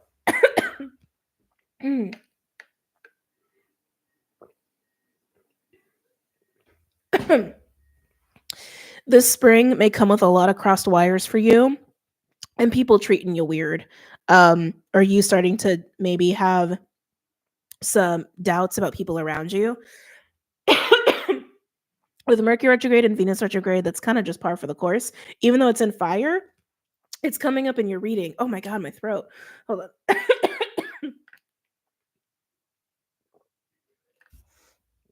Uh, there- I know I keep saying this over and over. Something just feels really off. Something just feels really off. And I keep getting it's false. It's an illusion. It's not real. It's not accurate. It's not true. Maybe there's rumors going around. I don't. This is weird. Let's see if we can get some other cards here. Pisces. A lot of mutable energy coming up for my air signs. Um, well, Pisces is also illusion, right? So I am starting to get another chunk of the collective here where there is a very like there's a really strong creative energy in the air, and that feels really good for my air signs. It does almost feel like borderline romantic, which romantic is not always about relationships. So if you're experiencing that, that's great and that's beautiful. I can't get away from this like illusion of enemies. I can't get away from it. It's very strong. It's so strong. I don't know if like a perception you have of somebody is about to get really warped or influenced or even vice versa, like someone's perception of you, but something just feels off. I don't like it. And again, it may be something that's actually going to be coinciding throughout spring, March in particular. So just be aware of that cuz something else that's sticking out to me about the cards, both of these visuals is the pair. Both of these cards have a pair. Just be aware. Okay, just be aware that something may be off in terms of the way you perceive someone or someone perceiving you or rumors or gossip. It feels I just keep getting the word false. But outside of that, I'm trying to hold on to these other energies that I'm feeling. Um, outside of that, I am getting a lot of like romantic creative flair. The word flair is coming up a lot. So maybe some of you guys are going to be changing your aesthetic. Maybe some of you already have. I am getting like literally like clothes and like hair and like makeup and things of that nature. Some of you may go through a glow up in spring. Spring is being highlighted for you very prominently. Can I get a third card for my air signs?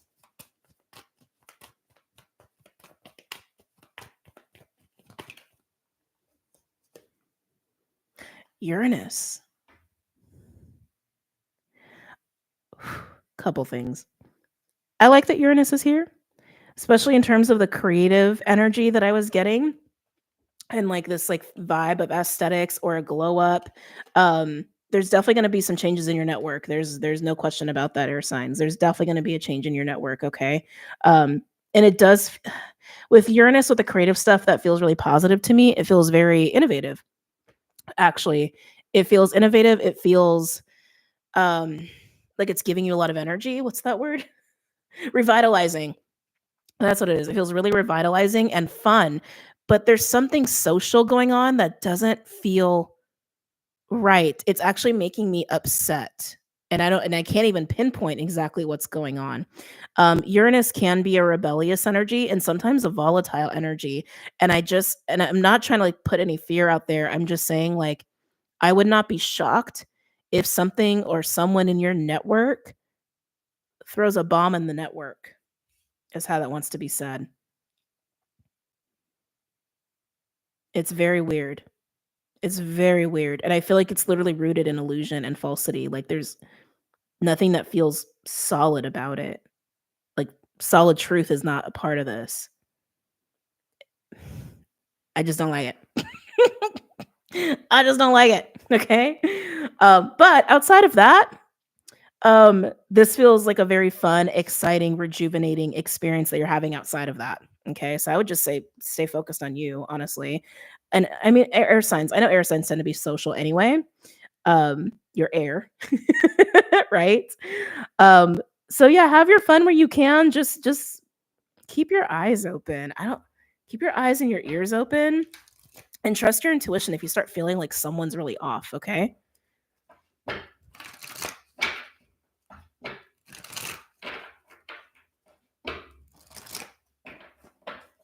Okay. So pulling from the Dreams of Gaia tarot for my air signs for Gemini, Libra, and Aquarius.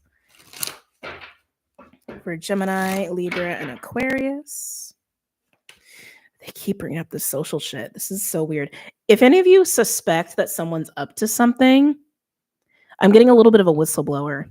Um, I would say make sure you actually like really check your facts before you whistleblow because something just feels off. Anyway, hopefully it doesn't come up too much in the reading.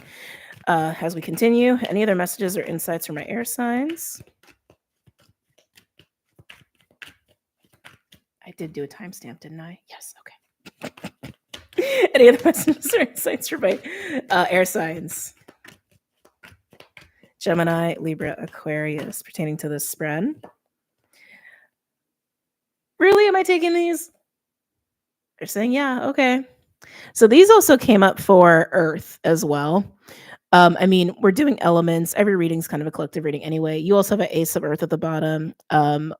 Earth signs had Ace of Water at the bottom for most of their reading. But Crone and masculine and feminine.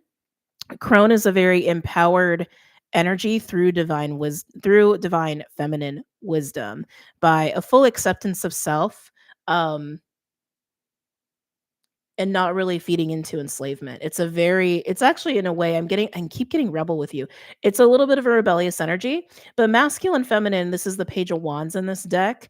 There is a balance. You have an awareness of the balance of masculine, feminine within yourself. I feel like you already have it. I don't feel like you really even have to work for it.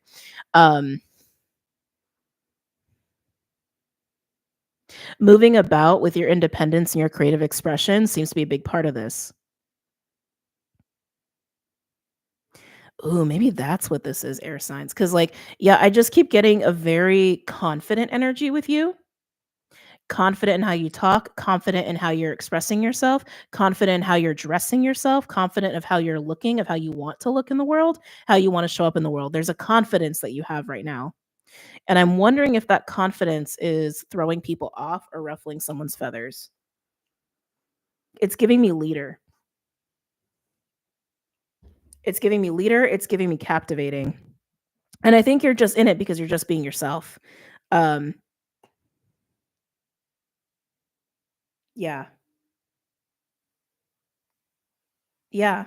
You're just being yourself and you're allowing that to lead you and open doors for you is also what I'm getting to. It's interesting. Almost feel like some of you are like a walking change agent. By having such high level of authenticity and confidence in your expression and the way you even express yourself, like image wise, like with your body, like your adornment, it's hard not to notice you. It's hard not to listen. It's hard not to see you. And like that level of authenticity, I feel like is kind of jarring people around you. This might be why, again, it's like some weird shit might go on in your network. Um, you're just kinda like a walking change agent right now, but confident, super confident, and I feel like you're just enjoying yourself. There's something else going on here. Um, that channeling that I got recently in the week about the volcanic energy, I'm feeling a little bit of that with you. That reading could have resonated with you. And if you don't know what I'm talking about, um, I don't know what was up with the algorithm. I feel like the algorithm was not, like, pushing that video at all. So it's in the live tab if you wanna go find it. Um, yeah, it's just it's a channeling that wanted to come through. But if you resonate with that volcanic energy, it's almost like you're taking the volcanic energy and you're kinda spreading it around, and other people are picking up on it. Yeah, I feel like people are getting a little jarred by you right now. Um, let's see. Any other messages or insights for my air signs? Gemini, Libra, Aquarius. We have death and birth. Very intense energies with you. Um, death and birth is like the death card, and it does speak of transformation, right? It also speaks of renewals and new beginnings. And I'm just getting that volatility, change agent, volcanic, earthquakey energy here with you is what I keep getting. Um, like chaos is your friend. Almost like I feel like air signs that are resonating with this, like you work better with chaos, at least in this present moment. Yeah, you work better with chaos. Some of you may take a moment to bubble in your own chaos, maybe even to insulate from the collective chaos to work with your own chaos. This is like so interesting how this is coming through. There's something about that too. It's like when you take a little time for yourself, I feel like something weird's happening with your social network. When you're taking time for yourself, because when you're taking time for yourself, it's almost like the way you work with chaos is amplified. The way you're working in your own chaos is amplified. And it's like your network can sense it. It's like it's weird. It also has a, and maybe this is happening at work, because it also has a feeling of like, what's that phrase? Um, when the cat is away, the mouse will play. It's kinda like that too. Like, if you're away from a certain group for a while, I don't know, it's weird, like, distortion kind of kicks up, or shadow kicks up, or illusion kicks up, destruction picks up. God, who am I reading for? I just hope this is landing, because it also has this feeling too of, like, when you're not around, like, chaos is not managed. When you, like, take time to deal with your own chaos, the chaos of others goes rampant, is almost how it feels. I feel like I'm reading for, like, a earth angel or something, or like a chaos magician, or like or like a sacred cloud. Like, I feel like that's, like, who I'm reading for right now. Can I get one more for death and birth for my air signs?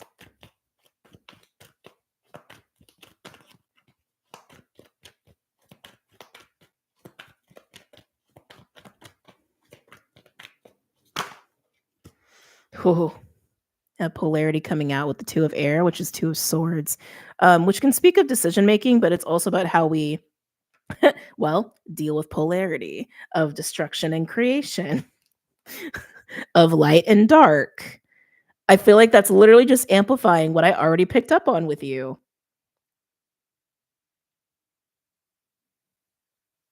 There is no good, there is no bad, there's only neutral, there just is. I think you understand that. I'm wondering if your network understands that.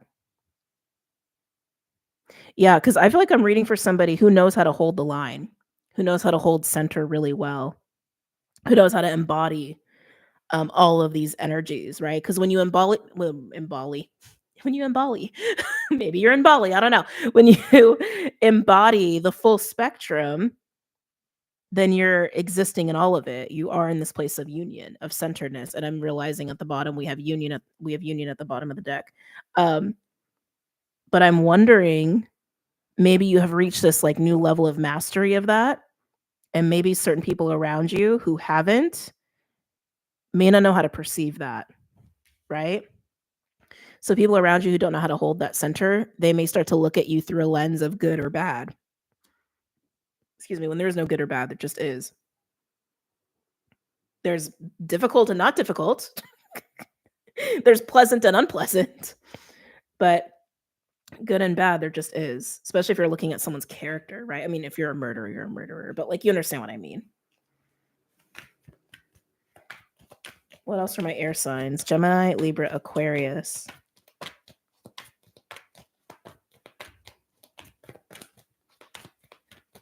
If there's any sort of natural divergence happening in your relationships, just let it happen. I'm telling you, just let it happen. It's in everyone's highest good.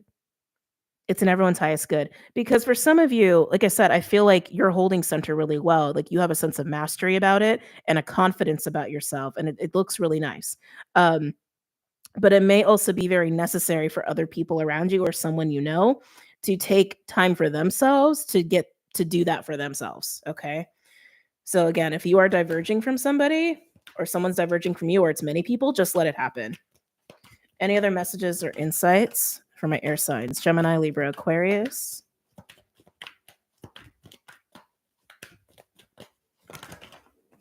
Let's see. Ooh, we have the Seven of Water coming out. I'm going to pull one more card. This always gives me like journeying through the realms vibes. Oh, Sage, Ace of Cups. Okay. Can I get one more for the Seven of Water? Ooh. Yeah, air signs. I feel like you got other shit going on for yourself that's exciting. So yeah, in terms of the social network stuff, just stay focused on you, honestly. Because look at what just came out. We have the Seven of Water, which is Seven of Cups, and the Four of Fire, which is Four of Wands. Okay. This card speaks of precision, speaks of harnessing balance with foundations for precise action. Right. And the Seven of Cups is very Neptunian in this deck, even though technically it's a Scorpio card.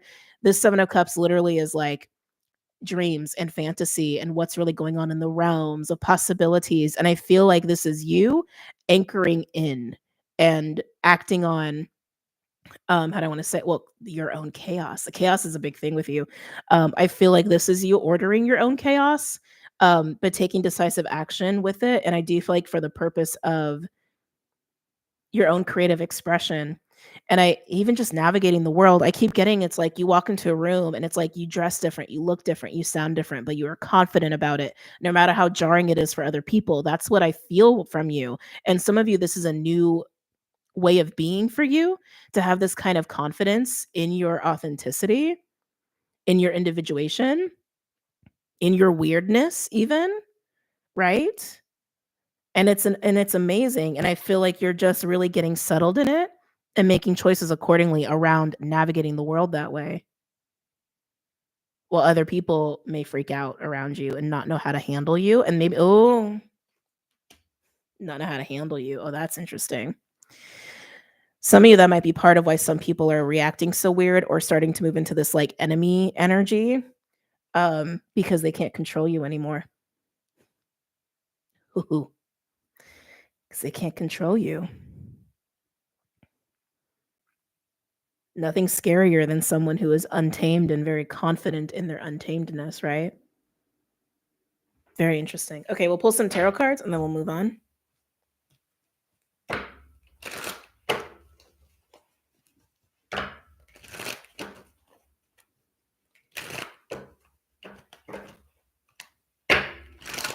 Okay. A couple more shuffles.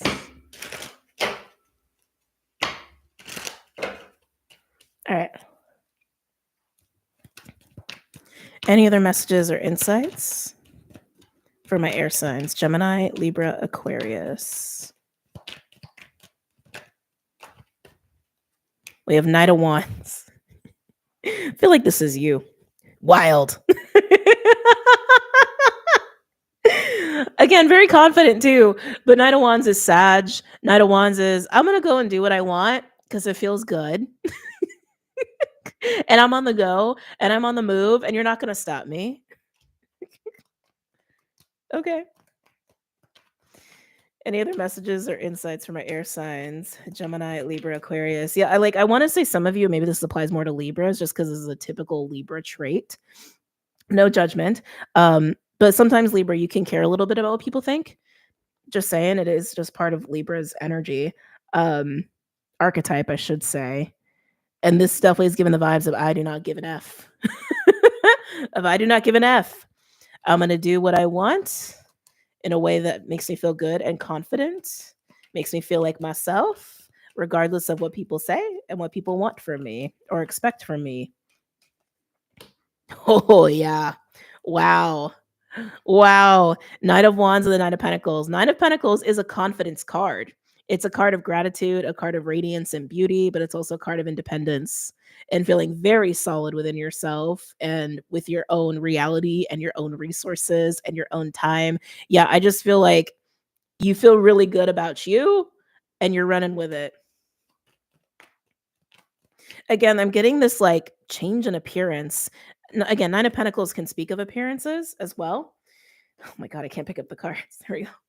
Nine of Pentacles can speak of appearances, with this like gratification and like passionate energy of the Knight of Wands too, which is really nice. And then we have Queen of Wands at the bottom, which is also a queen that speaks of being attractive, honestly. So you have a lot of attractive energy going on here, a lot of captivating energy going on, which is what I was already getting with you. Anything else for my air signs? Gemini, Libra, Aquarius. Now we have the Two of Pentacles, which is about balance and decision making. Why is the Two of Pentacles here?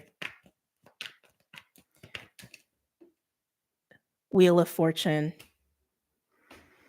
This feels like a decision. Tell me more about the Two of Pentacles. Oh, Nine of Swords. Is this your decision? This feels like chaos. I'm hearing it is, but I keep feeling these other people. Again, if you were acting in a way where you were considering other people, there's something about the management of chaos in that and learning your chaos versus others' chaos and really needing to not care as much, I want to say. And it's not about like being selfish and not caring about people, but it's recognizing how important it is to prioritize you first. You first, your authenticity first. I feel like I'm looking at some stress around some decision making here. Tell me more about the Two of Pentacles. Keep in mind too, it's like while you're in this kind of like jarring energy with people, there may also be people who really resonate with you, right? So keep that in mind too. You may be attracting people who are like right where you're at, which is kind of nice because it kind of acts as like a filter, right? Kind of acts as like like a natural weeding of people around you by maintaining this frequency, which is great. Tell me more about this Two of Pentacles. There's a lot behind this too. I can feel it. Can I get more about this Two of Pentacles for my air signs?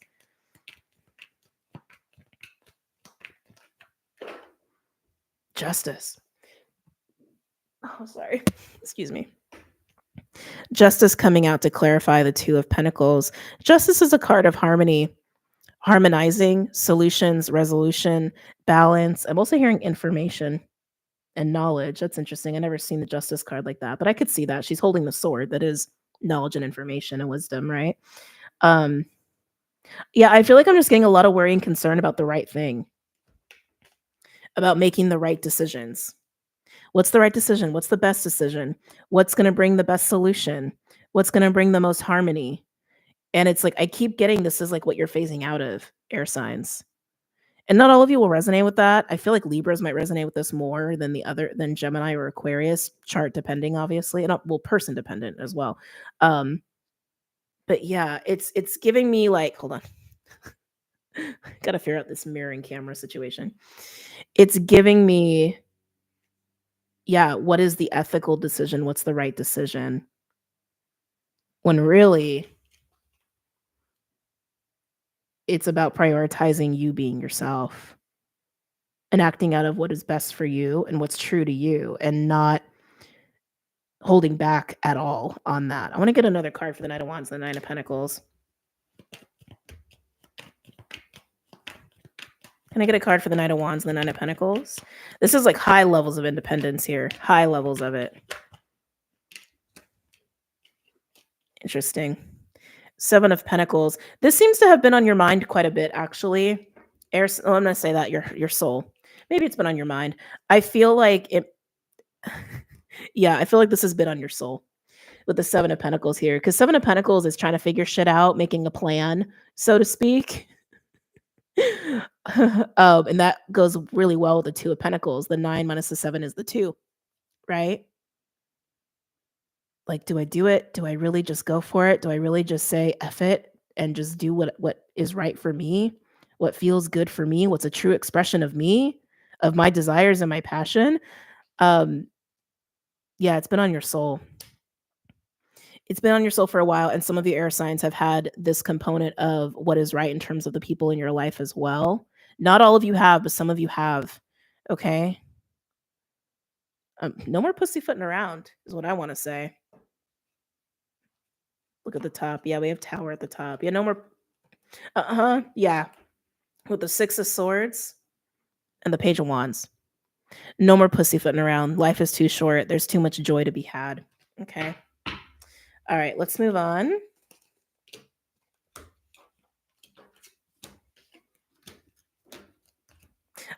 I keep wanting to say, like, just embrace the chaos that is you. Is what I want to say. Embrace the chaos that is you. The right people will get it. You know, the right people will understand you and love you for it. And if they don't, that's their problem. Okay. Fire or water? Oh, we're going to go with water. Water, that was interesting energy that just moved through me. Okay. Water signs, Cancer, Pisces, Scorpio. So solar seems to be a thing for a lot of people. Okay. And water signs, I'm feeling that with you. I just got a wave of like nausea, but I also had this feeling of like free falling. Just like a roller coaster feeling. Maybe even a little bit of butterflies for my water signs. So very interesting. What's going on for my water signs? Cancer, Pisces, Scorpio. Yeah, it's like a stomach drop is what I'm feeling with you, water signs. But I feel like it has more to do with the solar than like a scary moment, although maybe that could be coinciding. Water signs, Cancer, Pisces, Scorpio.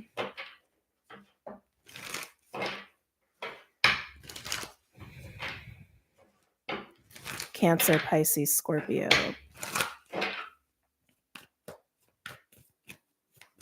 Some of you may resonate with the air sign reading. I heard the word unbothered. Unbothered. Some people may be frustrated with you, irritated with you because you're unbothered. It has this feeling of like you're like, it's almost like you're sitting there meditating and like people are like, hey, like trying to get you like to do something or to like be freaked out. Like it's very collective energy here with you. But yeah, some people may be annoyed with you or irritated or angry that you're unbothered. Sorry,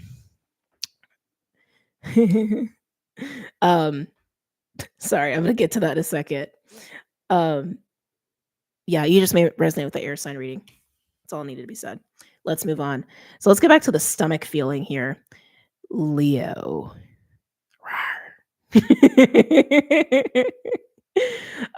Which is interesting because I would say this is kind of an energy that's very much the opposite of unbothered, which is why I think some of you will resonate more with air than maybe water. Maybe that's why they wanted to come through that way. But this is the solar plexus. And like I said, I felt like a stomach drop with you is what I felt. Why is Leo here for my water signs? You could be a cusper if you're a Cancer, not necessarily. But again, Mars retrograde, it's going to go back into Leo. It will definitely in March, I'm pretty sure. Or is it April? It doesn't matter. Anyway. Why is Leo here for my water signs? It feels like a call. This might be why it feels like a stomach drop to you.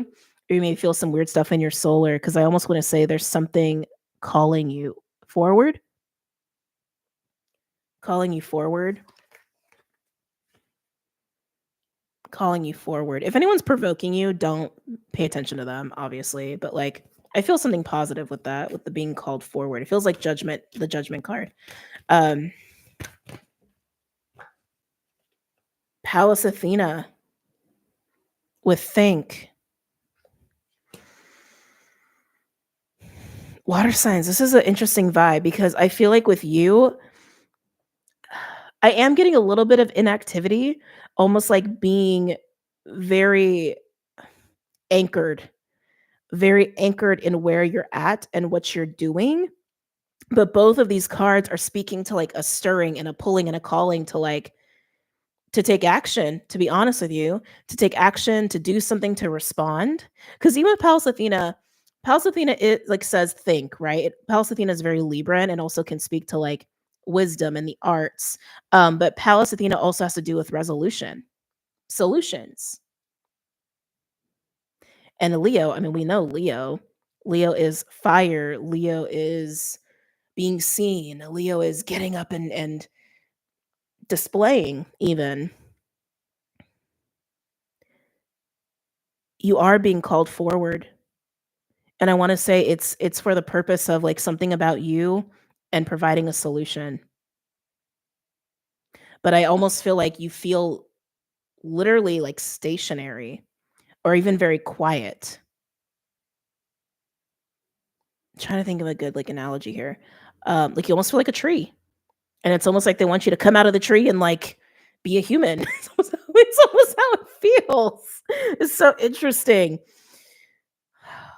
You are being c you're it's so weird, it's giving me Star Wars vibes. You're being called to the front.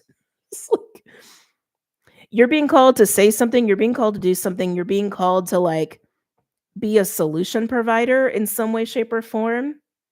Some of you, this could feel like a sense of purpose or like an actual, like, mission work, but it's like you're taking your time. You're really taking your time. Can I get a third card for my water signs? Cancer, Pisces, Scorpio. Mhm. Conjunction with alliance. It's just fascinating because I can feel your energy, and it's like you feel very reserved in response to this. This is very much like water sign, come up, come out, do, here, say something. Water signs. Water sign, where are you? Water sign, come join us. Water sign, water sign, water sign. It feels very much like getting pulled on very hard. And maybe that's why you're having such a strong reaction of not, because it is such a strong pull. And people could be actively trying to reach out to you. There could be someone trying to get you involved into a certain like project or maybe a job or to get you to go somewhere, be somewhere. And it does feel involved. Like it feels like this call to be involved, water signs. It could be with a certain community. Again, it could just be work related. And I keep getting like, you're the one that's being called upon for the solution. Some of you guys, there's travel involved in this, but I can feel it. You're like, yeah, you feel like a tree. You're like very zen, very quiet, very reserved, very like a lot of distance. I feel a lot of distance on your end here.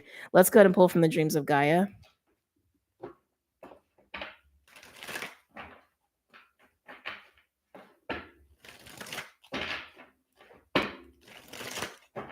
But again, if anyone's provoking you in a negative way, obviously don't engage in that. I think you would know not to do that.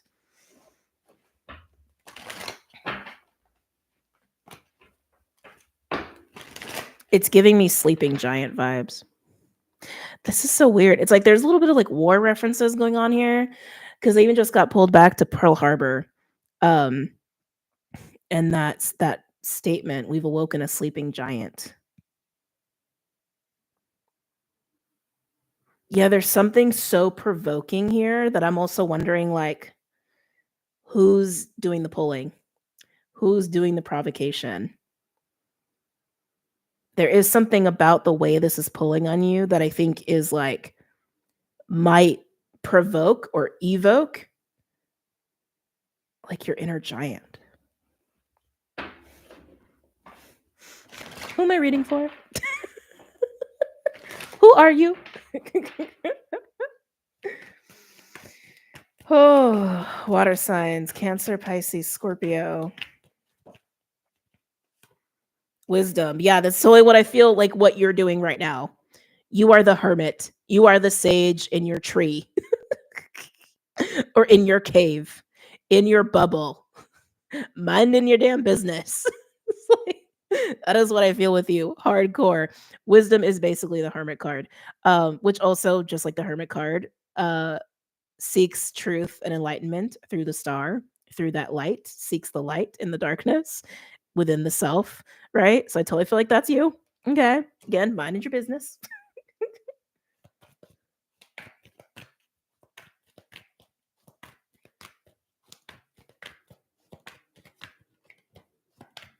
Yeah, water signs. Some of you, this might bring up a little bit of anger. Um, it's pulling me back to the patron reading I did yesterday. It has this feeling of like, don't, like, don't push me is kind of how it's feeling. Don't push me because maybe there are some people provoking you or pulling on you that maybe really have no business doing so. But I do feel really positive pull too. Like again, like the judgment card, like calling you into something that is kind of big and something that I think is a good fit for you, or almost like it was made for you, or you're the right fit for whatever this is. Um, but the push and the pressure, it has this feeling of like, don't push me before I'm ready.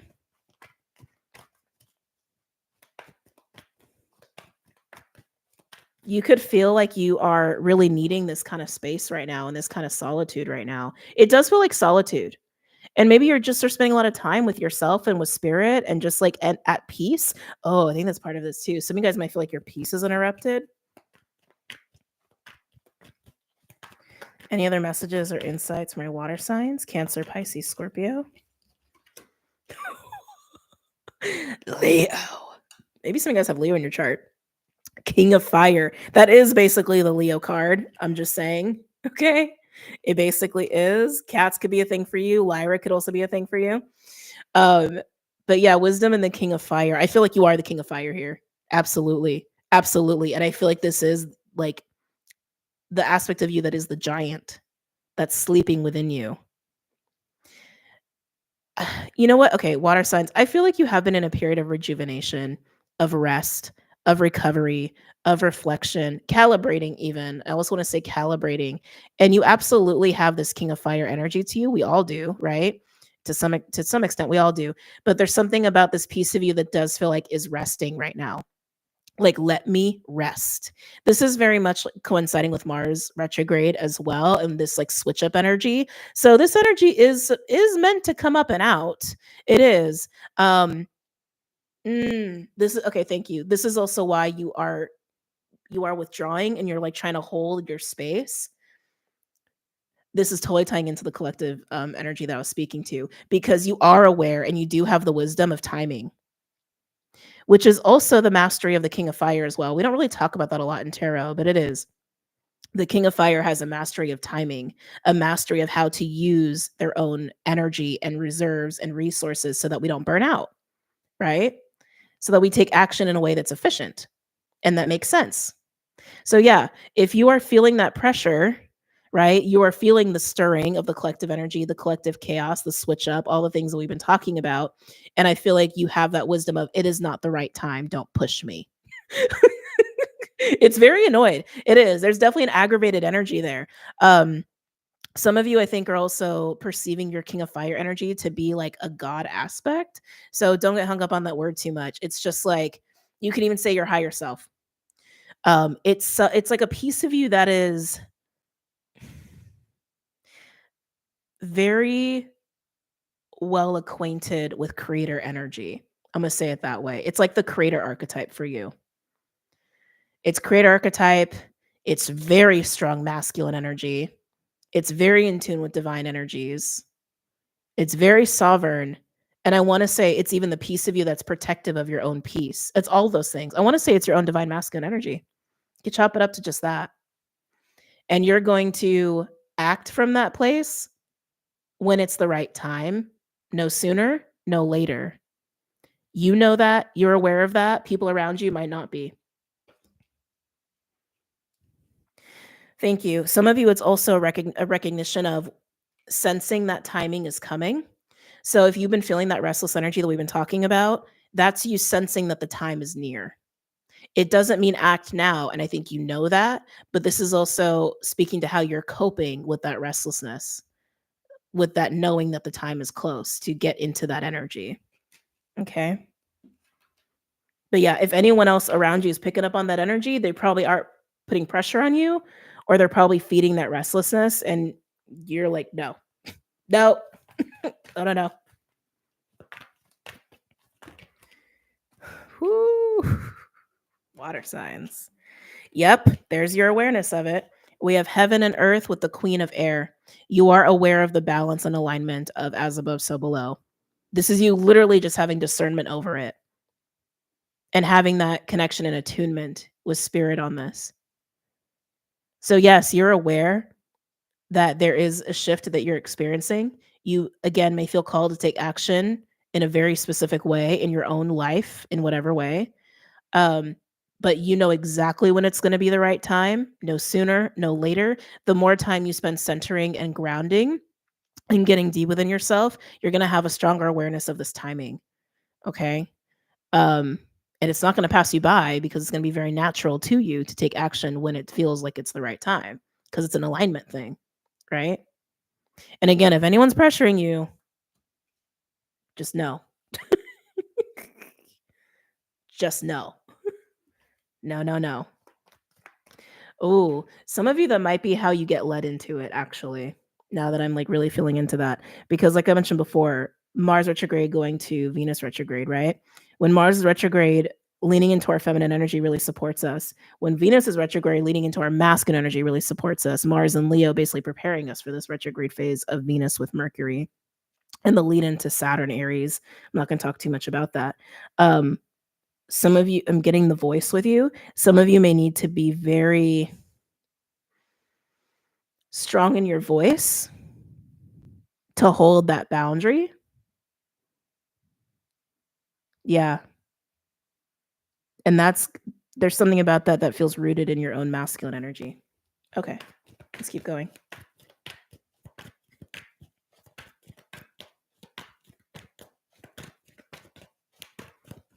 Any other messages or insights from my water signs? Cancer, Pisces, Scorpio.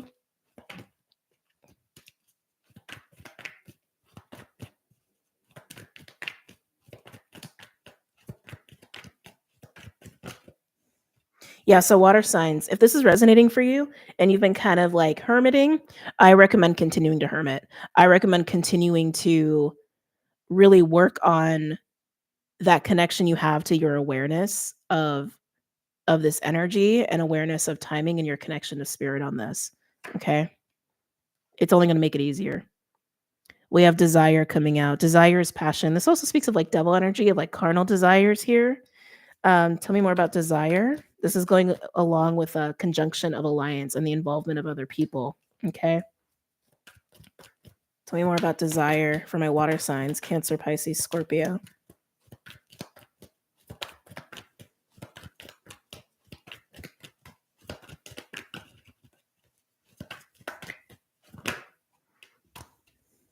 Hmm.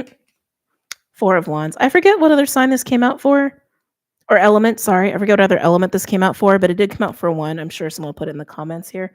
Um, but desire for, oh God, it's like water signs. I think during spring, you're going to be really in your masculine energy. Whew, like really in your masculine energy. It just has this commanding presence, like very commanding, very, very firm on your boundaries and your intentions. But desire and Four of Wands feels like, oh, I don't want to say, you're rising to the occasion and you're not yielding on, it's like, oh God, I don't want to say this. Your parameters, your need, like, I just, God, no, that's not the way to say it. The container in which you're operating in, you are unyielding about. It's very much yes, no, yes, no. I feel like a very direct energy with you. I feel like you're going to be very direct with people. maybe even short with people. People might almost pick up on an anger with you. This feels like it's coming after this holding the space for yourself here, okay? It just feels like a very focused, intentional, like, way you're channeling your fire, way that you're channeling your passion,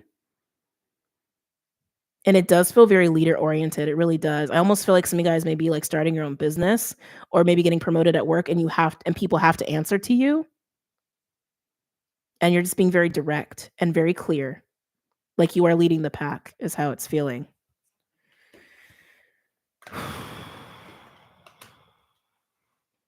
Some of you guys, this could be a family or a social group, doesn't have to be work. I'd be shocked if it wasn't work, though.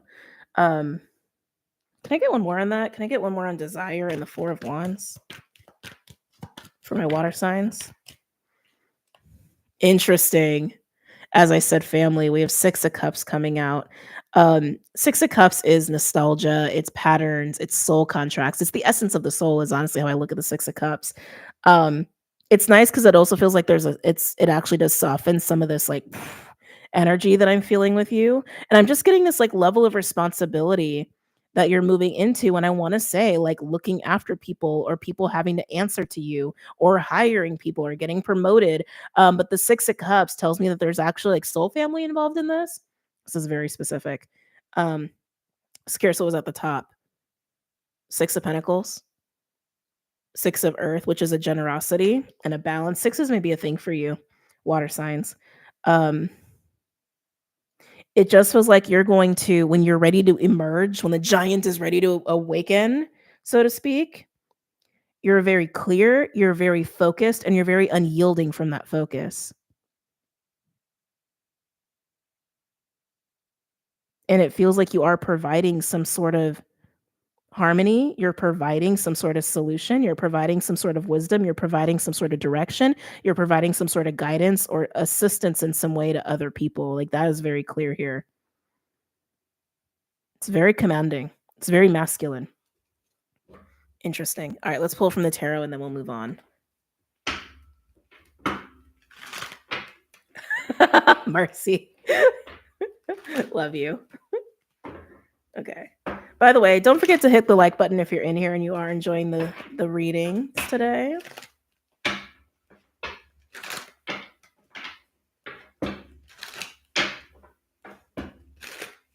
Okay. Any other messages or insights for my water signs, Cancer, Pisces, Scorpio? Well, a lot of Leo. Like I said, I think this is just in relation to Mars retrograde phase as we're entering the integration of that now, and Mars will move out of Cancer and into Leo, right? But you could have Leo in your chart, like I said, and we haven't done fire yet. Fire's going last today. But the sun, this is new beginnings. This is renewal. This is joy. This is illumination. I feel like it's more about the beginning of a new cycle for you, water signs, once the giant awakens and emerges, okay, in the right timing.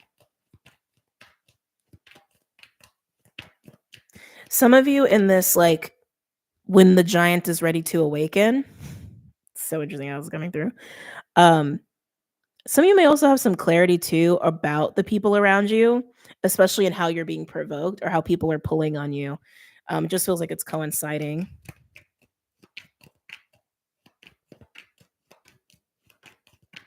Any other messages or insights from my water signs? Cancer, Pisces, Scorpio. Oh, water signs. This is screaming promotion. Okay. This is screaming promotion, public recognition. Some of you guys is leaning a little bit on like fame, a little bit, or like could even be like if you're a content creator, like something going viral, for example, it definitely leans onto that. And it does feel like being called, right? You have witnesses here. So crazy, water signs. Being called to the front, if you will. The giant being called up and out to do what the giant needs to do. Just wow. So I see lots of success here. Success, promotions, accolades, rewards, recognition. It's good. It's really good, water signs. But it's literally, I want to say it's like when you're ready for it, when the timing is right, is what it is, how it's coming through.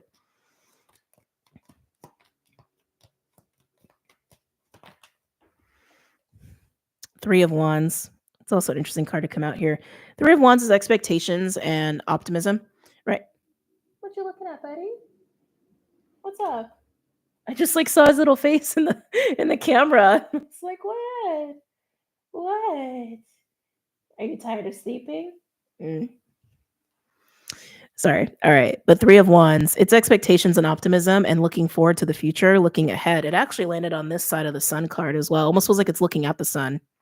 And Three of Wands sometimes can have a little bit of a waiting energy because it's anticipation, which is again very much where your energy's at. You're aware of the shift, you're aware of the energies. You're aware that you'll have to move out of this restorative space, right? When the timing is right. Some of it is also just speaking to the change of seasons of like winter to spring.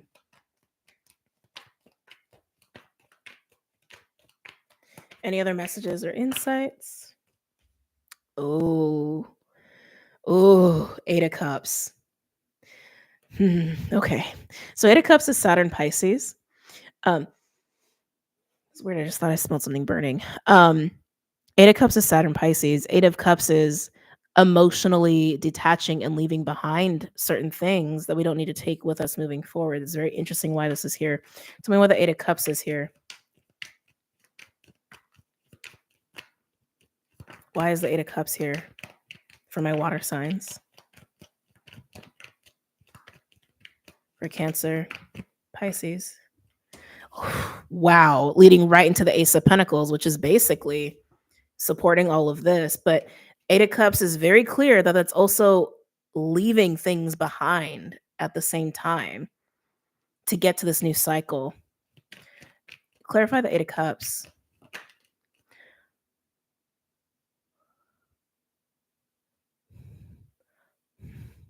We're going to get another clarifier. Two of Cups. The 2 and the 8 make the 6, which did come out here, but I feel like you're actually honoring the 6 of Cups. Oh, I just got hungry. Hold on. I want another card for the 8 of Cups, please. Am I taking these? Yes. Is that the Magician? Yeah, Magician, Emperor. Okay. We are in a lot of masculine energy. All right, water signs. Making me work today. So here's how the cards landed with this. To me, this looks like leaving something behind, like someone. This looks like leaving a relationship behind and moving into a new cycle, a new beginning for yourself. That's what that looks like to me. But you're honoring the 6 of Cups with where you're going. So 6 of Cups, it doesn't always have to be the past. It can also just be someone that we have a very strong connection with, someone that gives us butterflies, where there's nostalgia, there's familiarity, there's a soul to soul, heart to heart sort of connection going on there. Okay. Here it comes again. And the cards that just came out, I think your life is going to be very book worthy, okay, in the coming months. So when I clarify the Eight of Cups further, we have the Tower with the 5 of Wands, the 10 of Wands, and Temperance. This feels like a reveal to me. This feels like a reveal of the 5 of Wands and how burdensome the 5 of Wands is. 5 of Wands is competition. 5 of Wands is internal conflict. It's tension. It's fighting an unnecessary fight. It's resistance. And the Tower reveals this and reveals the burden of this, but it leads to healing. It leads to solution. It leads to it leads to reconciliation. Some of you, there's almost like a reveal of the problem and why you hold the solution with what you're being called to do. And some of you, this is really big. Like I said, within your work, within your career, some of you within a project, some of you guys are going to get involved in humanitarianism, but it just feels like you're the one taking the lead.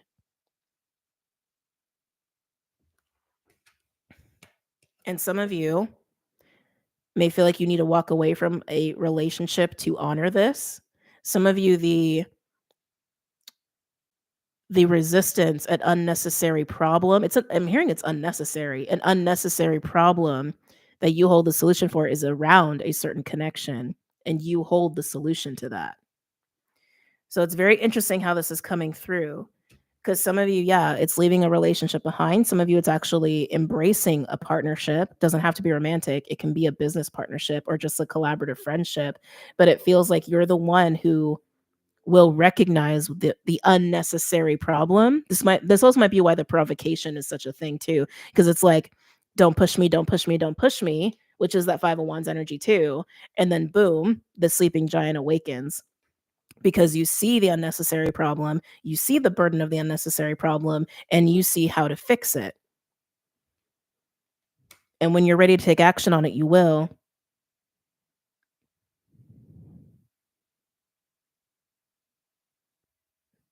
But some of you, it's going to come with a sacrifice of some kind, whether it is, again, sacrificing a connection or it's just leaving behind this cycle of being the hermit and the peace that comes with that, the peace that comes with being the hermit.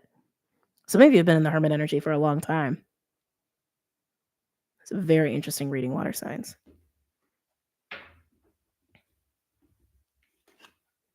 Again, this does not have to be about a romantic situation. It really doesn't. Okay. Because I feel like, if anything, collaboration and partnership is a big part of this. And you're leading that. It's very clear you're leading it. You're leading it. You're holding the container for it. You're providing the solution for the unnecessary problem. But you are the one that holds the solution. And if you're not resonating with it, it's probably not your reading. Okay. I know. Okay. I feel like I need to slow down before I even progress any further. I know that, like, when we are used to seeing readings and we're used to these, like, very well-known meaning of the cards and what we think is happening, it's really easy to miss the message here. Okay. And I feel the need to really preface this.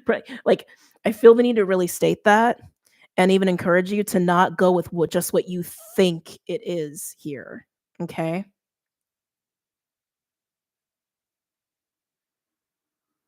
An unnecessary problem that you can feel, and it's making you restless. You can feel it.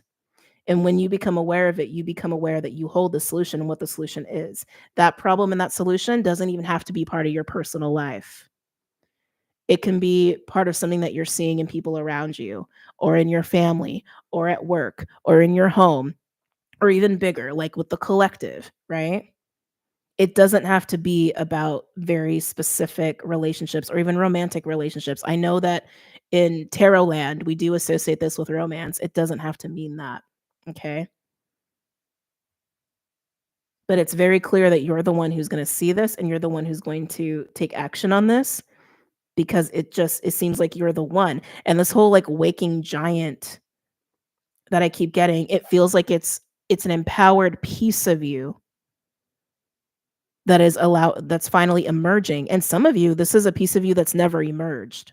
Some of you have been in this hermit mode for years. Okay. So I just really want to emphasize that. Okay. Okay. All right. Let's get some final cards here.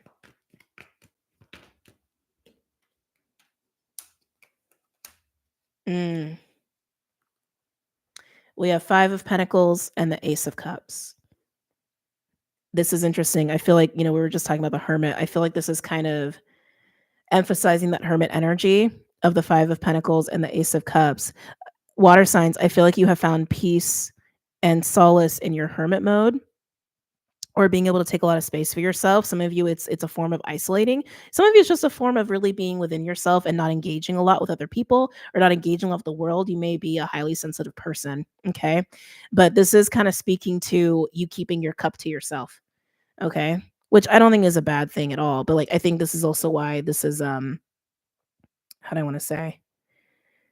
This is you kind of coming out with a bang and a little bit of anger and a little bit of irritation, but also ready. Okay. Because there's something about the way that you've kept your cup safe that it's just what you've known. And I want to say that it's time for you to share your cup in the way you feel called to here. Which, it's just about emerging into the external, Any other messages or insights for my water signs here? And then we're going to go into fire.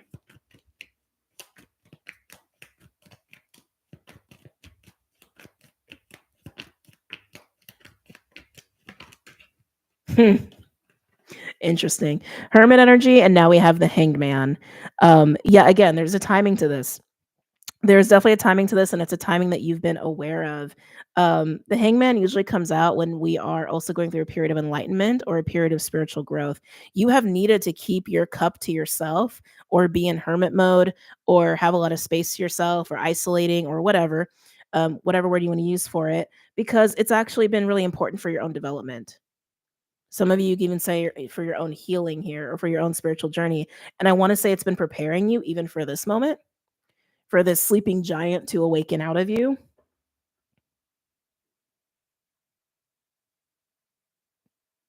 Yeah, because it keeps giving me the vibes that, like, what is awakening and emerging within you to look at this unnecessary issue, to provide the solution here, and be very commanding and be kind of like that leader energy.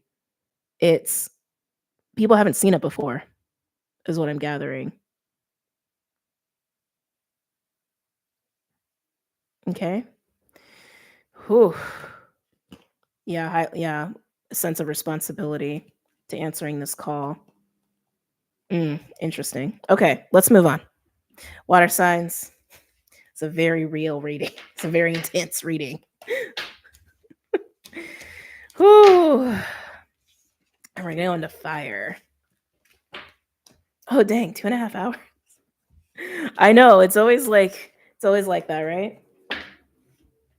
Okay.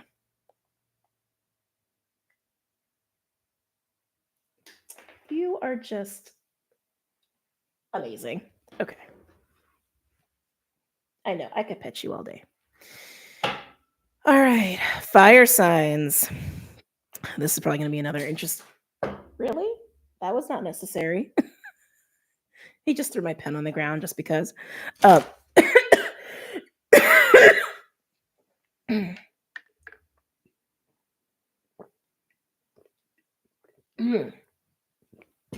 Fire signs, my throat's kind of closing up already with your energy. I suspect yours is going to be kind of an intense reading similar to water, just because of all the nature of Aries energy that we're dealing with and will be dealing with for quite some time. Okay.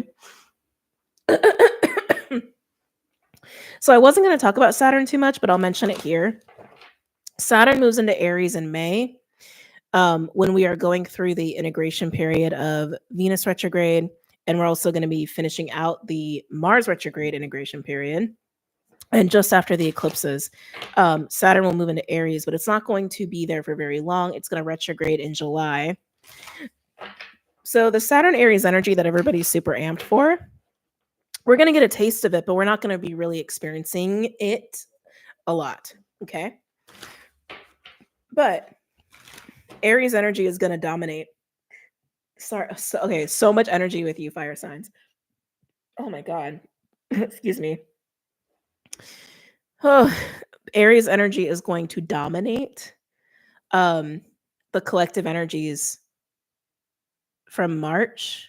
Actually, I would say now. From now until, well, August. Interesting. It's making me think about Lionsgate. Okay.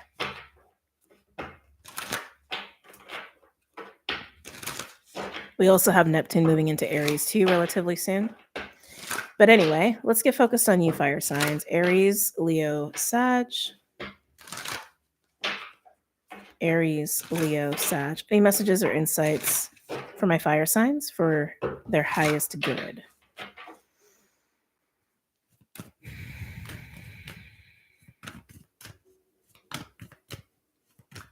So similar to water, I would definitely watch the water reading if you have any water in your chart. There's something pensive about your energy. If you don't know what that means, it's like pensive is like it's like a little bit of tension, but it's like holding space to reflect. It's like something is pending. So there's a building of tension, but pensive is more reflective. It does feel like you're holding tension in some way. We have Neptune coming out as your first card. for my fire signs. Oh, this feels really uncomfortable for you. And we have retrograde at the bottom. Um, the discomfort I'm getting from Neptune with you fire signs, it feels like a discomfort with the unknown. It does. Not to, just to not to be cheesy, but it is. Um,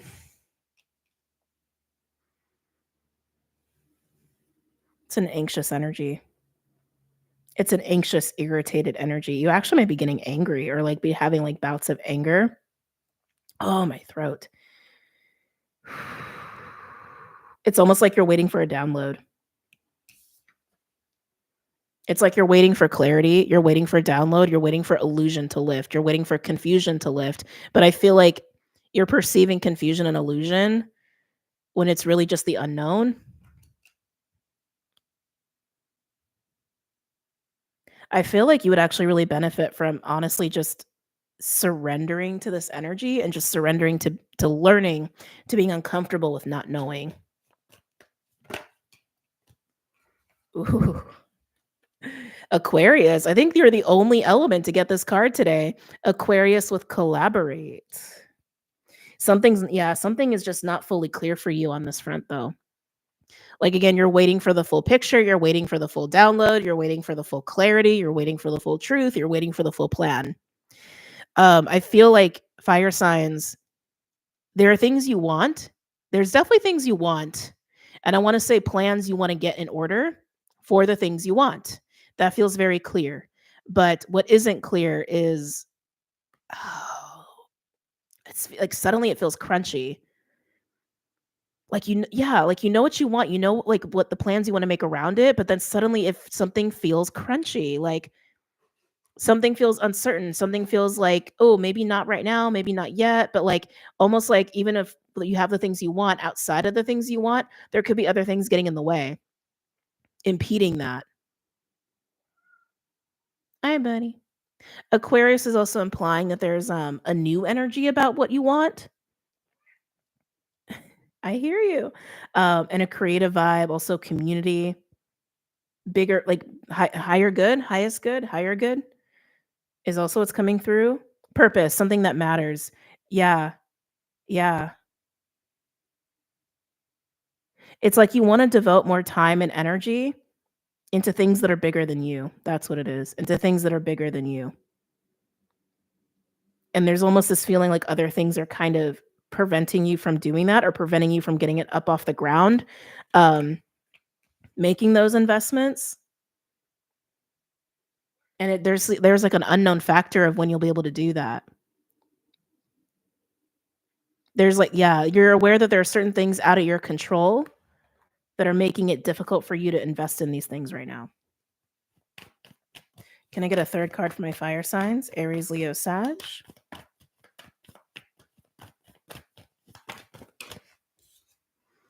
Yep, there it is. Opposition. Oh, Virgo flew out. I'm not taking it, but this is totally screaming plans to me. Yep, opposition. Something's getting in the way of that. That's exactly what I was feeling. I was like, no, you know what you want. You know what you want. You want to invest in what you want. But yeah, it's like there are things outside of your control that are getting in the way of that. Opposition is definitely screaming that. Fire signs. Could even be certain relationships, but we'll get into it. Let's pull from Dreams of Gaia. Oh shit, did I do a timestamp? I did. Okay.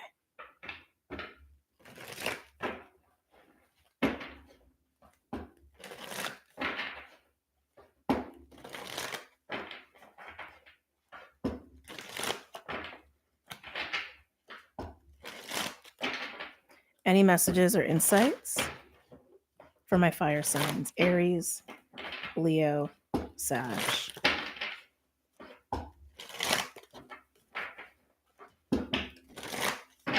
One more. Okay. Taking that. Ooh, okay. So lots of earthy energy, which I'm not too shocked because again, I feel like your readiness is already there to invest in these things. And we have three. Buddy, what? I swear I fed him before this. I swear, because I've learned. I've learned if I don't feed him right before, he does beg me for food during the video. Anyway, we have 3 of Earth with the Queen of Earth. So the fact that the Earth element is coming out, very tangible, right? Very tangible, and the Three of Pentacles really screams investment and also screams working with other people and making plans, um, getting shit off the ground. And here you are as the Queen of Earth, really ready to do that and having that basically be your mindset right now. Your focus is on it. Your focus is on it. Some of you, it is some of you, it's a social thing.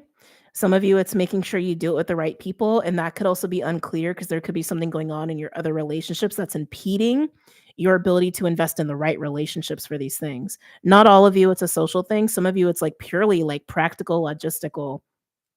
Like you know what you want, you're ready. It's going to be bigger than you, or investing in things that are more than just about you. And yeah, I feel like certain relationships and certain earthly matters are just impeding you or delaying you. I am getting financial for a lot of you. Financial time commitments is coming up. I'm also getting people. Some of you guys, this is family.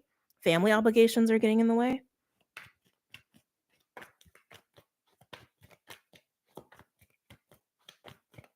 This Queen of Earth energy is interesting too, because I feel like you are the Queen of Earth, but I also am getting a little bit of a mirroring thing. I forget who else had that. It was who did I do first? I think I did Earth for. Oh, interesting. I did Earth first. Earth. I think Earth had that, if I'm not mistaken. But yeah, I'm getting a little bit of a mirroring thing here. Almost like maybe you are also looking towards other people who have this same mindset, who have this same energy, which I think tracks. I mean, that makes sense, right? Especially if it's like a financial thing you're trying to get involved in. Um, just be careful with that. Just be careful with that because sometimes we need people who bring like other things to the table that we don't, right? Um, yeah, there's something about that. There's something about that. Queen of Earth can also be a mother energy or somebody who's business oriented.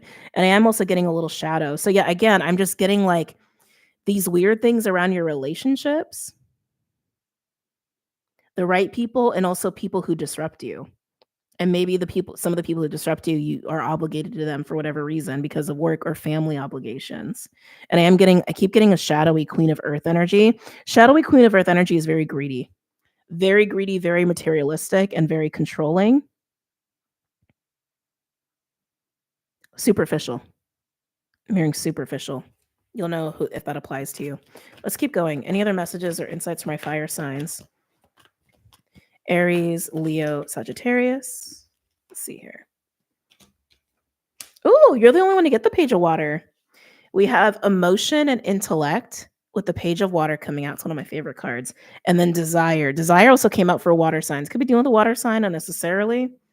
But you and water have something similar going on in your energies. Emotion and intellect is like, it's the head over heart, right? Which is, again, huge topic for the collective right now.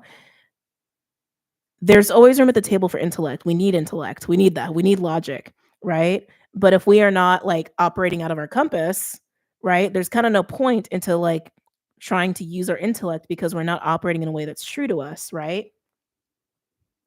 So it is about the balance of that with what you want, with desire. Okay. This is the other thing, fire signs, because I keep getting a bit of a shadowy Queen of Earth energy that some of you guys are dealing with, or even like the kind of people that you think are best for you. There might be something to reflect on there. Okay. And that might be adding to the opposition. Because I might be adding to the opposition. Because I'm also getting too, for some of you, there's a bit of a push pull in the emotion and intellect card in terms of what it is that you want. Not letting your ego do too much of the driving is also what I'm getting. And the ego sometimes is also attached to the shoulds, right? It should be done this way. It should be done that way. I should be dealing with this person. It should look like this, right? That's very intellectual based. So there's something to be aware of there. Any other messages or insights from my fire signs? Aries, Leo, Sag.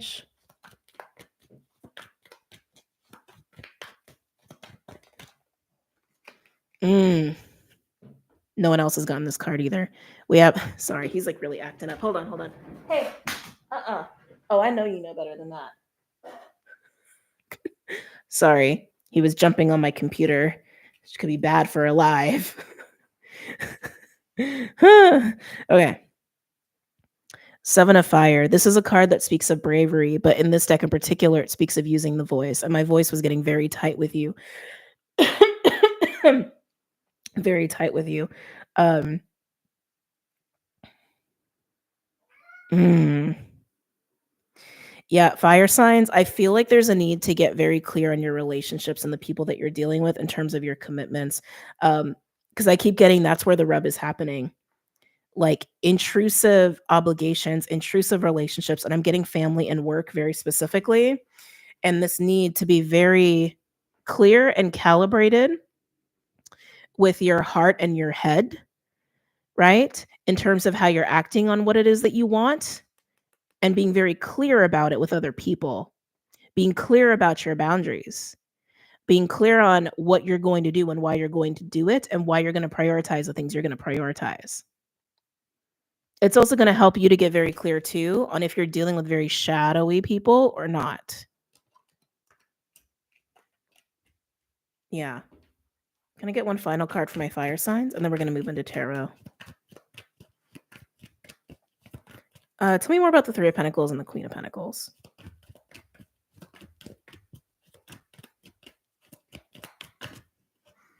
Ooh, no? Okay. King of Fire kind of peeked out. You definitely got something going on with water. Okay.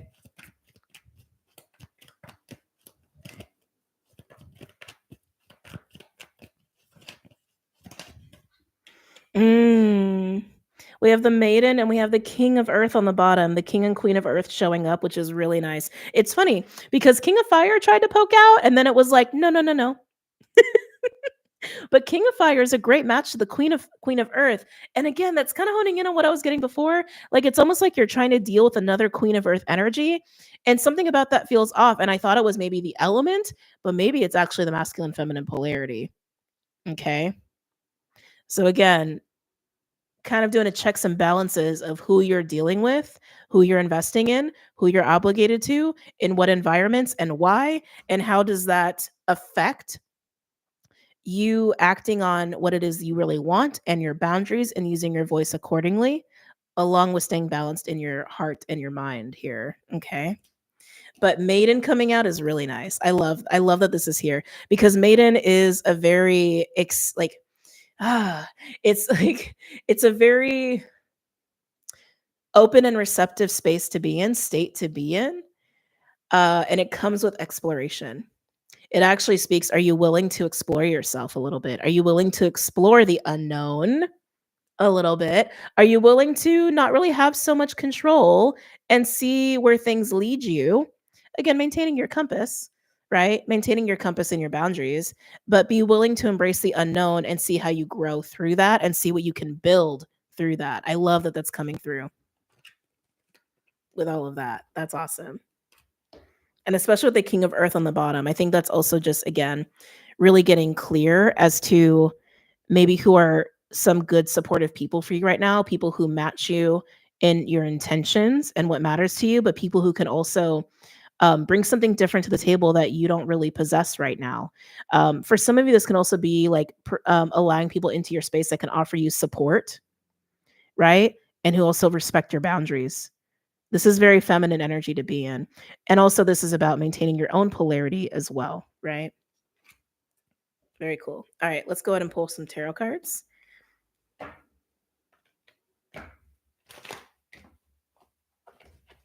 For fire.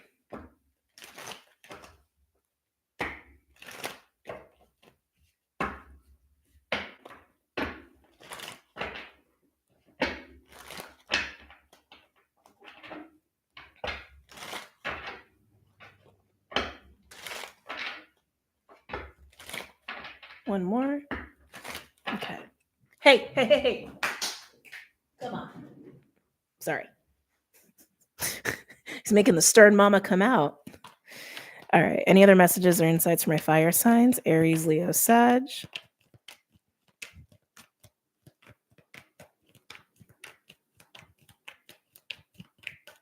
Seven of Swords keeps trying to come out. Just saying.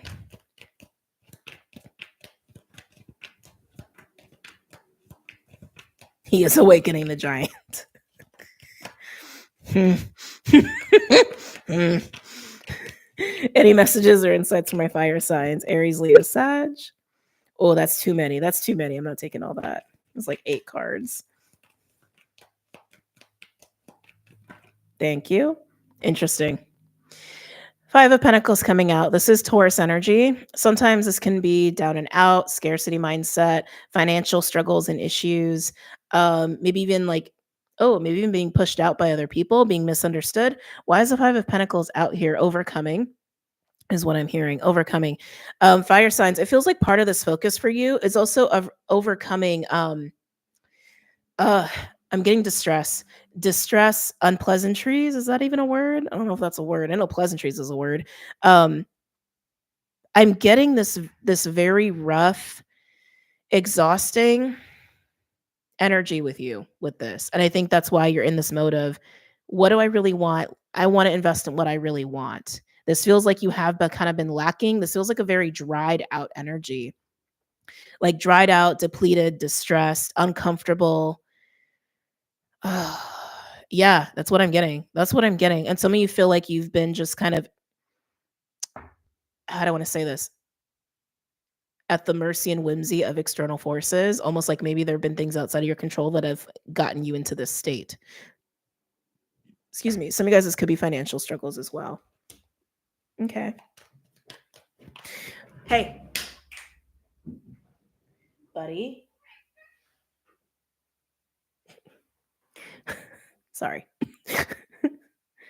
Hold on. Clyde, I need you to like calm. Tranquilo. I need you to calm. Oh, he is not having it right now. Okay.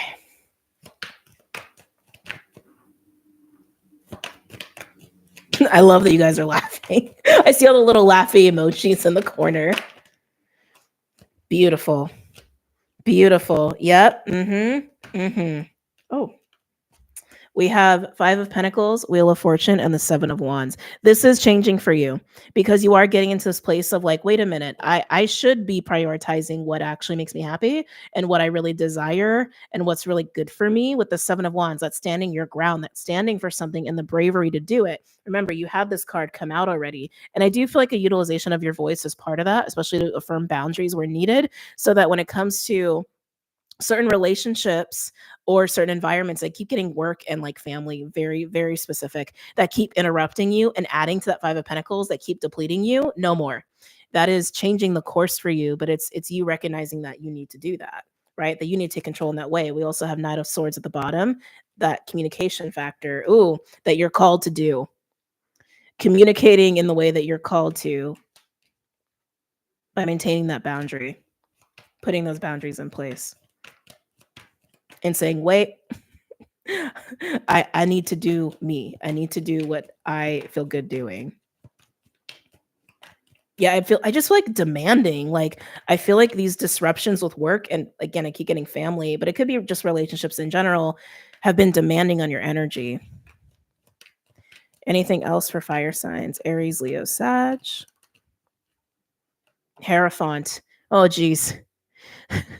Hierophant is literally the card of contracts and obligations and duties and beliefs and morals and doing the right thing and showing up because you need to, right? Also speaks to institution.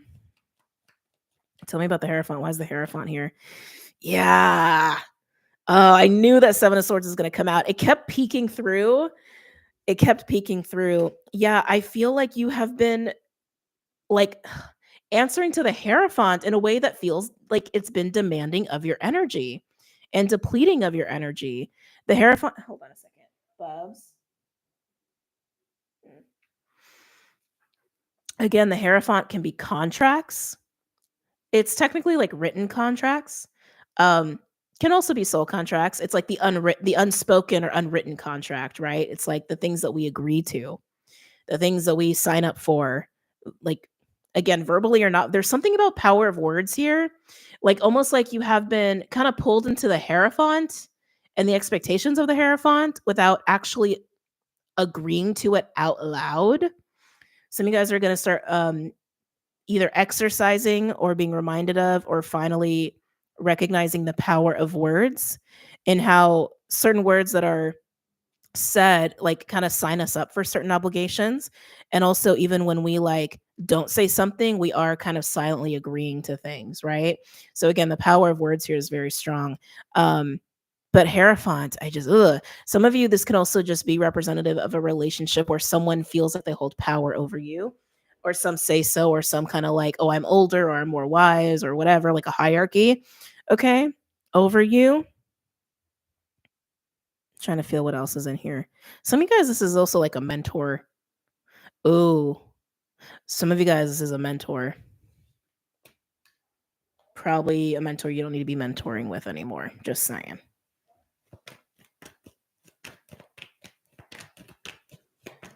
Sorry, they're pulling me back in. Values. Hey. Okay, sorry. We are almost done, guys. Values, family values is also part of the Hierophant as well. Feeling like you've had to maintain some sort of like, I'm going to show up because it's family. I'm going to show up because this is what I was told is the right thing to do, right? Yeah. Yeah. Mhm. Any other messages or insights for my fire signs? Aries, Leo, Sag. Some of you, this is actually about religion. Let's see here. Wow. If we needed more confirmation that you need to use your voice. Wow. Look at this. Look at that. Three of Wands, Knight of Swords, and Judgment coming out again with the Nine of Wands. You can feel this in your gut. It's time to say some shit. You know it, fire signs. You know it. Anything that adds to the Nine of Wands, hold on a second, I'm trying to show it in the camera. Anything that adds to the Nine of Wands, your need to struggle, to climb the mountain, to exert all this energy, to show up when you really have no reserves to show up, all of that. That's you speaking on it and liberating you into a new experience. A new experience that is within your control. Hold on a second. All right, fine. By the way, sevens may be important for you. I'm just saying we have Seven of Swords and Seven of Wands out here. That is within your control, that is your say so. And it does feel like you're taking control back for yourself. And again, this is helping you to filter out people and obligations that really go against your own passion and your own desires here. Okay. And you just got to use your voice to do it. It's very clear. It's very clear. All right, guys. This actually might be the shortest Aloha Friday we've ever had. It's just under 3 hours. I actually thought we were going to go over 3 hours. But I'm going to go. But I love you all so much. I hope you have an amazing Friday and an amazing weekend. And again, I will be live on Sunday on Patreon for the New Moon Pisces Hangout. Vimeo has been reinstated. If I open up for sessions, you guys will absolutely hear about it. Did you just hear my stomach? I'm so hungry. Anyway, I'm going to go. I love you. And also thank you for anybody who sent me the super chats. I know Rock and Robin did very early on. And if I missed anyone, I apologize. But yeah, I'm going to hop off. I love you. I'll see you later. Take care.